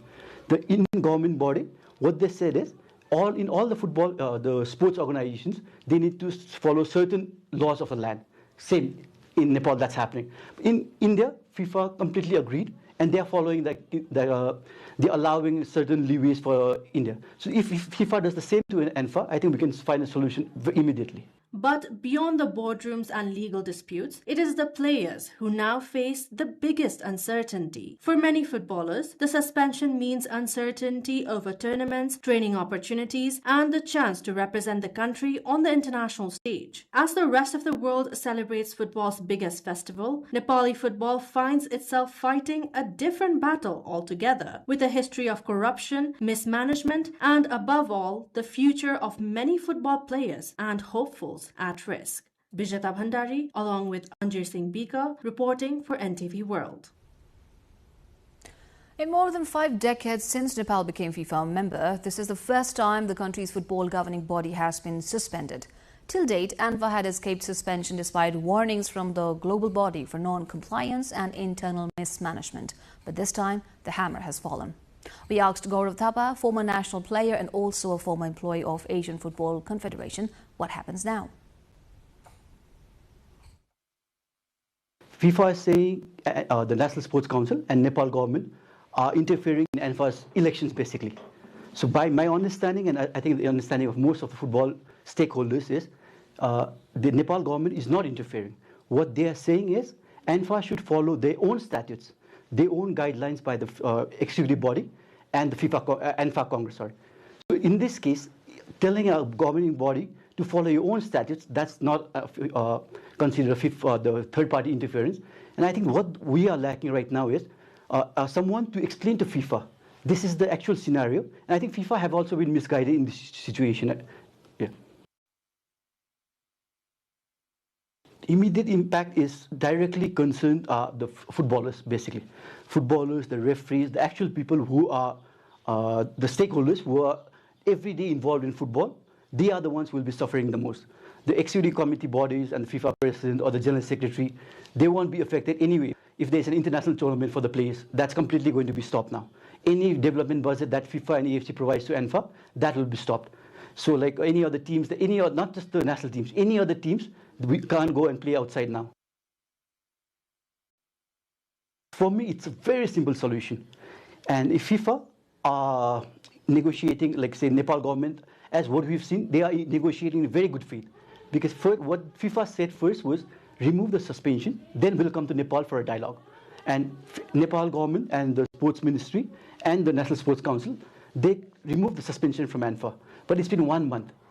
There has been no dialogue after that. So in this scenario, it was ANFA's job to ensure the FIFA, AFC, and the Nepal government sit down for a dialogue. But in this 1 month, there was no environment for a dialogue. So the next step is, I think there should be someone who can explain to FIFA what the actual situation is. And I really hope FIFA and AFC, they send someone who understands this region and who understands the situation. So they come here, and not only, at the moment, what the main issue for FIFA is, they are only listening to one party, like currently ANFA. So whenever there is an issue in any, interference, they should listen to everyone, like all the stakeholders. And I think a solution can be reached very easily. There has to be a committee which has to be set up immediately. Because at this moment, there's a very big confusion that who is talking to FIFA? What's happening? No one has any idea, because all we are seeing is this one statement that comes out from ANFA. And ANFA hasn't even been able to conduct one executive committee body meeting. So that means at the moment it's just FIFA, one random Facebook post from ANFA. So if the committee has been established, then there's a body who understands. But in this committee, there has to be people who understand the situation, who can explain to FIFA what the actual situation is. Whenever they set up this committee, they have to keep FIFA in the loop. They have to talk to FIFA. And I know, I've heard that they are already in talks with FIFA as well. So they have to inform FIFA that we are establishing an ad hoc committee. And what they have to explain to FIFA is this ad hoc committee is not to overtake football. This committee at the moment is to start a dialogue with FIFA and how to remove this suspension. I think if FIFA comes here tomorrow, it can be solved tomorrow itself. That's how simple this situation is. In this context, we spoke to players and football officials to understand how FIFA's suspension of ANFA is affecting Nepal's football community and what it could mean for the future of the sport in the country. In our Public Pulse segment, let's take a look.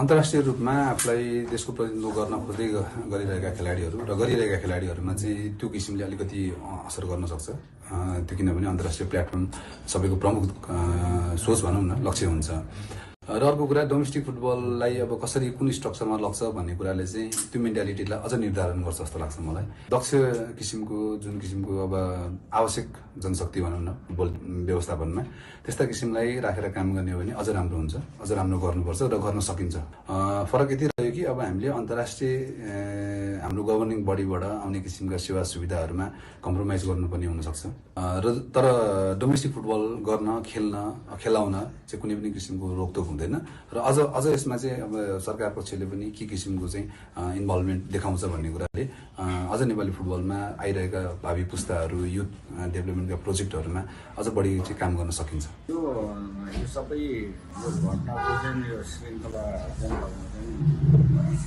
लामो श्रृङ्खलाको पनि एउटा जुन अन्त्य भएको छ अब यो एडो committee बनाएर domestic फुटबलले चाहिँ सुचारू गर्ने खण्डमा त्यसले चाहिँ असर पर्दैन र अन्तर्राष्ट्रिय प्रतियोगिता चाहिँ अहिले चाहिँ मलाई जहाँसम्म 6 देखि 9 महिनासम्म चाहिँ अन्तर्राष्ट्रिय प्रतियोगिता कुनै पनि छैन त्यसले त्यति असर पर्दैन जिल्ला लिगलाई सुचारू गर्ने त्यसैले हाम्रो सुचारू गर्ने र जिल्लाको चुनावहरू तहगत निर्वाचनहरू चाहिँ सम्पन्न गरेर चाहिँ वातावरण बनाएर त्यसैले फिफा एफसीसँग करेस्पोन्डिङ गरेर एउटा निर्वाचन समिति चाहिँ एउटा समयमा बनाउन सक्यो यो अहिले जस्तै यो तपाईले भन्नुभएको महाकुम्भ जुन चलिरहेको छ यो त नेपाली फुटबलको लागि कालो दिन हो नेपाल पहिलो पटक प्रतिबन्धमा लागिरहेको छ अहिले र अहिले यस्तो हुँदाखेरि यो अहिले नेपाल सस्पेन्ड हुँदाखेरि पुरा देशमा जाने सम्भावना किनकि फिफाले डाइरेक्ट सबै मेम्बर एसोसिएसन लेखेरै तिमीहरूले अब एन्फासँग केही कुरामा कोअपरेट नगरे भनेर लेखेर गएको हुन्छ र एकदमै यो सस्पेन्ड भनेको त एकदम लास्ट वर्स्ट केस सिनारियो थियो र त्यो हुँदा एकदमै नराम्रो छ फिफाले एन्फालाई तेस्रो पक्षको हस्तक्षेप अर्थात् फुटबल सङ्घको आन्तरिक मामिलामा बाह्य निकायको प्रभाव परेको भन्दै निलम्बन गरेको हो यसको प्रत्यक्ष असर चाहिँ नेपाली खेलाडी प्रशिक्षक क्लब र सम्पूर्ण फुटबल समुदायमा चाहिँ पर्नेछ मेरो विचारमा फिफाका नियमहरू स्पष्ट छन् कुनै पनि राष्ट्रिय फुटबल सङ्घ स्वतन्त्र रूपमा सञ्चालन हुनुपर्दछ र बाह्य हस्तक्षेप स्वीकार्य हुँदैन त्यसैले फिफाले आफ्नो विधानअनुसार निर्णय गरेको देखिन्छ तर यसको अर्थ एउटा पक्ष मात्र दोषी छ भन्ने चाहिँ होइन एन्फा राष्ट्रिय खेलकुद परिषद र सम्बन्धित सबै निकायबीच समयमै समन्वय हुन नसक्दा आज नेपाली फुटबलले ठुलो मूल्य चुकाउनु परेको छ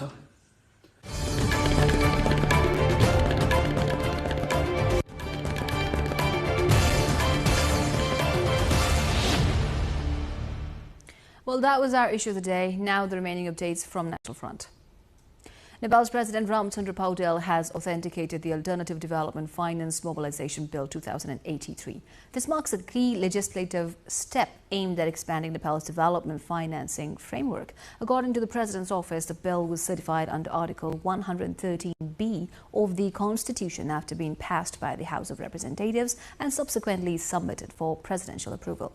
Officials say the legislation is intended to strengthen alternative financing mechanisms for national development projects, potentially broadening investment sources beyond traditional government funding. The authentication confirms the bill as law following constitutional procedure, concluding its parliamentary access process rather. Tea factories in eastern Nepal's Ilam and Jhapa districts have resumed operations after weeks of disruption caused by new export rules introduced by India. Tea exports to India had come to a halt after the Tea Board of India made laboratory test reports mandatory for every truck carrying Nepali tea, increasing costs and delays for exporters. The resumption follows the formation of a government task force and assurances that efforts are underway to address the industry's concerns. Industry representatives said an agreement was reached after discussions involving the tea problem-solving committee, local officials and tea producers. All tea factories in Ilam and Jhapa have now reopened, offering relief to producers and exporters affected by the export restrictions. The task force formed to review Nepal's school-level curriculum has invited suggestions and recommendations from stakeholders. The review focuses on the National Curriculum Framework 2076 BS, which has completed its 5-year implementation cycle. The Curriculum Development Center has published a designated format on its official website to collect public feedback as part of the review process. The task force was formed by the National Curriculum Development and Evaluation Council during its 98th meeting, chaired by Education Minister Sashmit Pokhrel on April 24. The committee, led by Kathmandu University School of Education Dean Professor Dr. Bal Chandra Luitel, is expected to recommend updates to the National Curriculum Framework. Traditional wooden household items, once an integral part of rural life, are gradually disappearing as the use of plastic, steel and silver utensils increases with modern technology. To prevent these traditional products from vanishing, 3 brothers from Dolka district have continued the age-old profession of making wooden items such as the traditional teki, wooden churning pot. Our local correspondent Mandira Thapa brings more. Continuing their ancestral occupation, 3 brothers from Dolaka are keeping alive the traditional craft of producing wooden household items.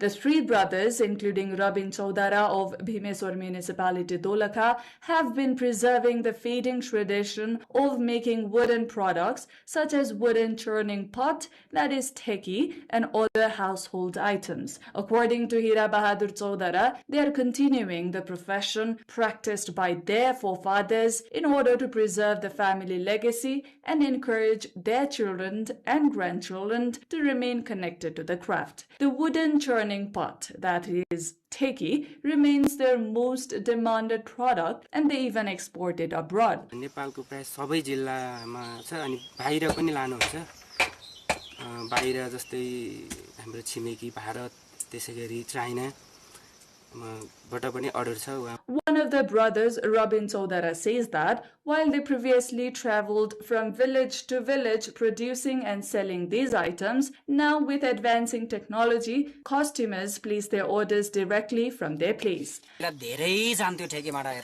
जस्तै 10 गते गुमखलामा हाट लाग्थ्यो जस्तै चोरीकोटमा लान्थ्यौं जस्तै गाउँ काटाकुटी मागा देउराली च्यामा हावा यो जिल्ला घुमाउँथ्यौं बोकेर. Such products, once an inseparable part of rural daily life, have gradually declined due to the increasing use of plastic, steel and silver utensils. The brothers have united to help preserve this traditional heritage. They say the cost of transportation has increased as they now have to travel long distances to find timber, which are raw materials for these products. Also, because there are only a fewer people engaged in farming and tree planting. With limited farmland available for cultivation, the Chaudhara family depends on this occupation for their livelihood and has formally registered and operated their own production industry.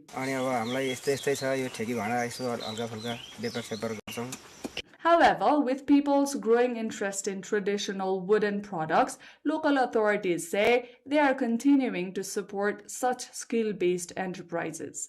This ancestral craft not only preserves cultural heritage, but also promotes a sustainable lifestyle by encouraging the use of natural, eco-friendly alternatives to modern synthetic products. International news coming up next. For now, a recap of the headlines.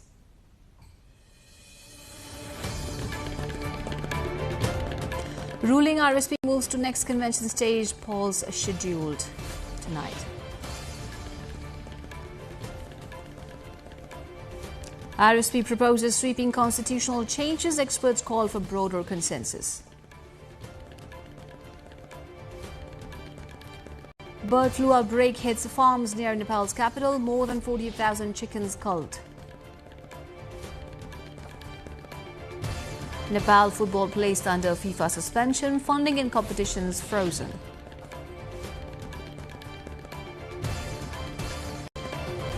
At least 164 dead in a powerful earthquake in Venezuela. Search for survivors continues. And FIFA World Cup qualification battle intensifies. Group C and F face decisive fixtures.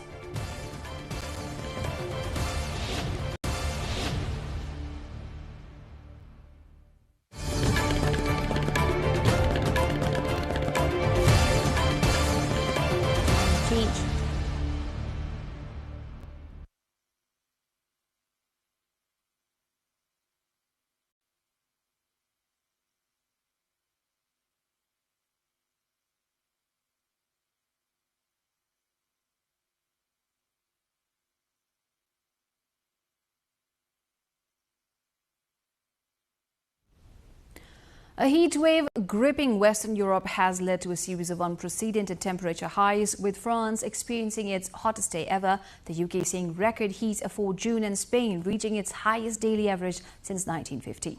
Tens of millions of people are grappling with punishing temperatures which hit almost 41 degrees Celsius in Paris and have led to red heat alerts across swaths of the continent. France's national temperature indicator, an average of day and night temperatures across dozens of locations, hit 30 degrees Celsius on Wednesday, the hottest day since records began in 1947. More than half the country remains under a red heat alert, with tens of thousands of the homes in the west without power. Climate change is driving up temperatures around the world, but particularly in Europe. It is the fastest warming continent, heating up twice as fast as the global average, according to the Copernicus Climate Service. This is causing increased summer heat waves, greater pressure on Europe's water supply, and more intense wildfires. Meteo France has recorded provisional maximum temperatures across France that remained relatively stable compared to the previous day. Highs ranged from 39 degrees Celsius to 43 degrees Celsius across much of western France, with 43 degrees Celsius recorded in the Poitou-Charentes Val de Loire region, slightly lower than the 44.3 degrees Celsius seen in Pessos on Tuesday. North Korea's first 5,000-ton destroyer, the Choihyun, has been deployed to the West Sea 14 months after its launch. The vessel is a key naval asset capable of carrying strategic nuclear warhead. The largest warship has ever built, the vessel has come to symbolize Kim's drive to expand and nuclearize his navy since its maiden test run in April last year. North Korea's navy has long been overshadowed by its South Korean counterpart and by U.S. naval fleets operating in the region. Its aging fleet, most vessels were designed and built during the Soviet era, has been confined largely to coastal patrols. The Choihyun destroyer was deployed to the West Sea Fleet 14 months after it was launched for the first time in April of 2025. In May last year, a second 5,000-ton destroyer, the Kangkon, capsized during its launch from North Korea's east coast, a humiliating failure for the regime. Kim has made the nuclearization of his navy a priority, testing submarine-launched ballistic missiles, unveiling the hull of what Pyongyang described as a nuclear-powered submarine, and developing unmanned underwater vehicles that it said were capable of carrying nuclear warheads. Iran's Revolutionary Guards IRGC have warned against any crossings of the Strait of Hormuz without authorization, saying vessels not complying will be dealt with, and criticizing a new route through the waterway. The future of the strait, a vital route for energy shipments that was effectively blocked by Iran during the more than 100-day war between the United States and Iran, is a key sticking point in negotiations between the sides. Tehran has said its plans to impose what it calls maritime service fees in the future, as opposed to tolls, while the United States argues it is an international waterway and therefore passage should not be subject to charges. Any crossings without authorization is unacceptable and extremely dangerous, they warned in a statement. They also denounced what they said was a new route through the waterway announced by certain authorities without elaborating. U.S. Secretary of State Marco Rubio on Thursday warned that Iranian tolls on ships passing the Strait of Hormuz would spread to other waterways, risking total chaos. This comes as Tehran has said it plans to impose what it calls maritime service fees as opposed to tolls, while the U.S. argues it is an international waterway and therefore should not be charged. Rubio, on his first regional tour since the U.S. and Iran signed a memorandum of understanding to end the Middle East war, said the U.S. wants a peace deal, but not at any price. International waterways do not belong to any nation state. This is a foundational principle in the world today, without which the world would be in total chaos. If in fact we accepted that you can charge money to use an international waterway because it happens to be near your territorial space, well, then this would spread throughout the world like a contagion. The top U.S. diplomat who has visited the heavily attacked UAE, Kuwait and Bahrain on his tour also gave assurances that the interests of Gulf countries would be taken into account.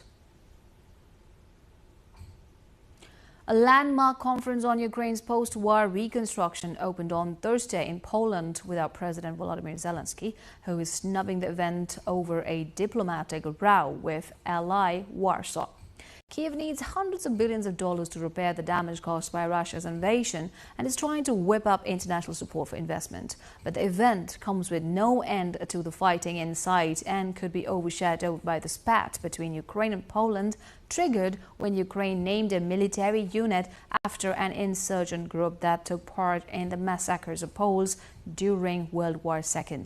Leaders from Poland, Bulgaria, Estonia, Finland, Latvia, Lithuania, Romania and Sweden, as well as the EU Commission President Ursula von der Leyen and EU Council head Antonio Costa will meet in the northeastern port city of Dansk to urge businesses and countries to pour cash into Ukraine when the conflict ends.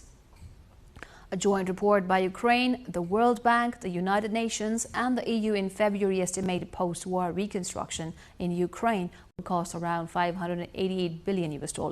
But with no progress in U.S. broker talks on halting the fighting, convincing investors to support Kiev's recovery has been a challenge.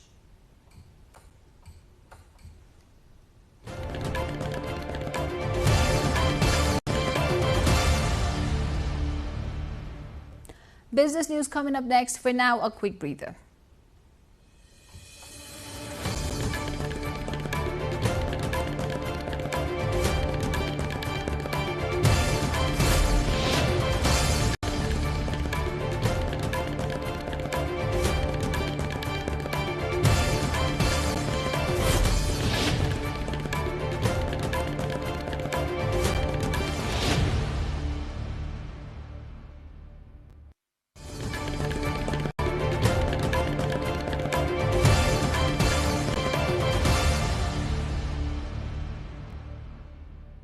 Elon Musk has lost his trillionaire status after a sharp decline in the value of his major holdings. According to Forbes, Musk's net worth fell to around $970 billion at the close of trading on Wednesday, dropping below the $1 trillion mark. The decline comes as shares of both Tesla and SpaceX tumbled amid a broader global stock market sell-off that has hit major technology companies this week. Musk became the world's first trillionaire on June 12, following SpaceX's historic initial public offering. The listing of the rocket, satellite and artificial intelligence company propelled his fortune beyond $1 trillion and kept it near that level for several weeks. The record-breaking SpaceX IPO raised $75 billion, with the company's stock surging 19% within 24 hours of its market debut. Despite the recent setback, Musk remains the world's wealthiest individual. His net worth has increased by approximately $338 billion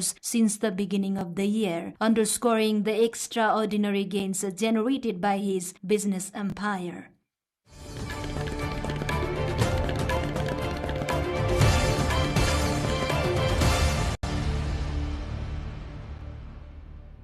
Global oil prices have dropped below levels seen before the Iran conflict. Brent crude fell to $72.24 a barrel on Thursday. The benchmark price is now lower than it was before US and Israeli strikes on Tehran in late February. Oil prices have declined more than 20% this month as concerns over supply disruptions ease. Market data also points to ample short-term oil supplies. Meanwhile, shipping traffic through the Strait of Hormuz has surged. Data show the number of vessels crossing the vital waterway doubled in the past 24 hours. Maritime intelligence firm Kepler says tanker movements have increased significantly in recent days. A Liberian-flagged oil tanker also exited the strait using a new route near Oman, despite ongoing threats from Iran's Revolutionary Guards.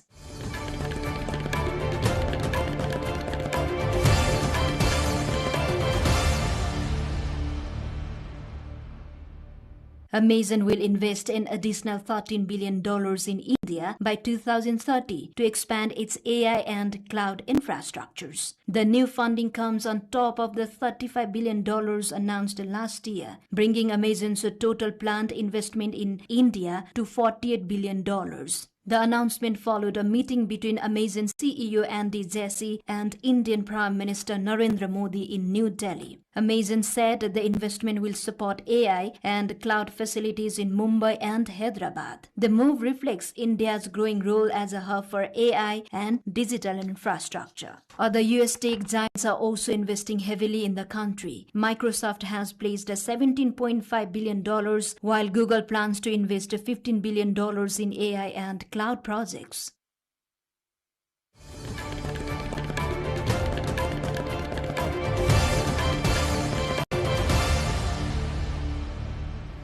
And now the sports update.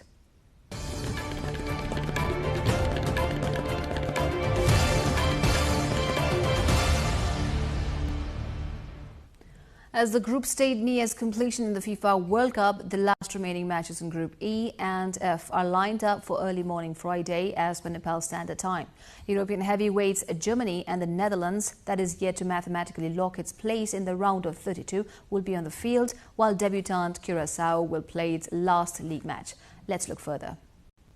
Brazil and Morocco have secured their places in the knockout stage of the FIFA World Cup 2026 with victories, while Haiti was eliminated after suffering its third consecutive defeat. In the final Group C matches on Thursday morning, Brazil defeated Scotland 3-0 and Morocco beat Haiti 4-2, ensuring the spots in the last 32. At Miami Football Stadium, Brazil's win over Scotland made them group winners with 7 points. Morocco also finished with 7 points but ranked second based on head-to-head results. For Brazil, Vinicius Jr. scored twice and Matheus Cunha added 1 goal. Meanwhile, in Atlanta, Morocco overcame Haiti 4-2 despite trailing twice in the first half. An own goal in the 10th minute put them behind, but Achraf Hakimi equalized in the 39th minute. With the victory, Morocco advanced to the knockout stage while Haiti exited in the group phase. In Group B, Switzerland and co-host Canada also booked their places in the last 32,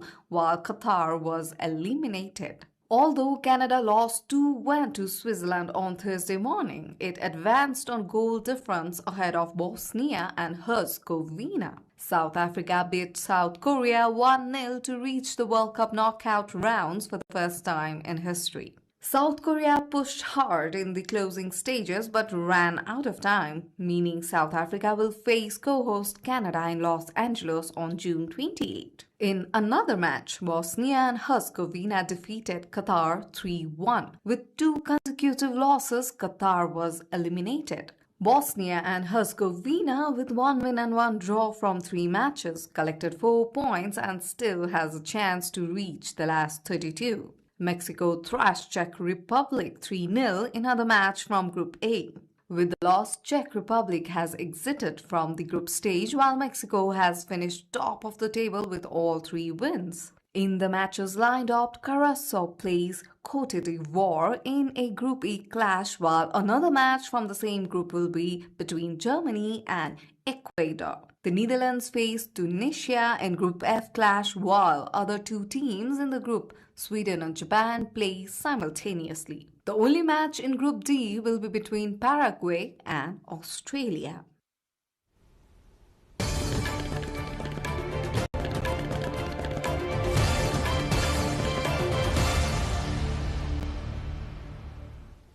Time now for the weather update, first from Nepal and then across the world.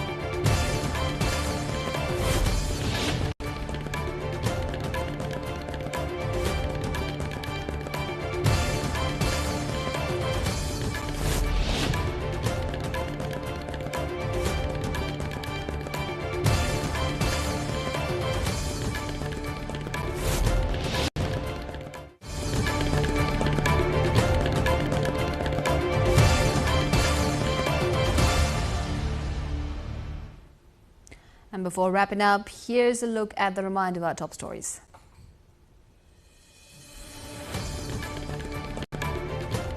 RSP elects new Central Committee members to its first General Convention. Party moves to next convention stage. RSP proposes sweeping changes to Nepal's constitution. Experts call for broader consensus. Bird flu outbreak hits farms near Nepal's capital. More than 40,000 chickens culled. Nepal football placed under FIFA suspension. Funding and competitions frozen. At least 164 dead in a powerful earthquake in Venezuela. Search for survivors continues. And FIFA World Cup qualification battle intensifies. Group C and F face decisive fixtures.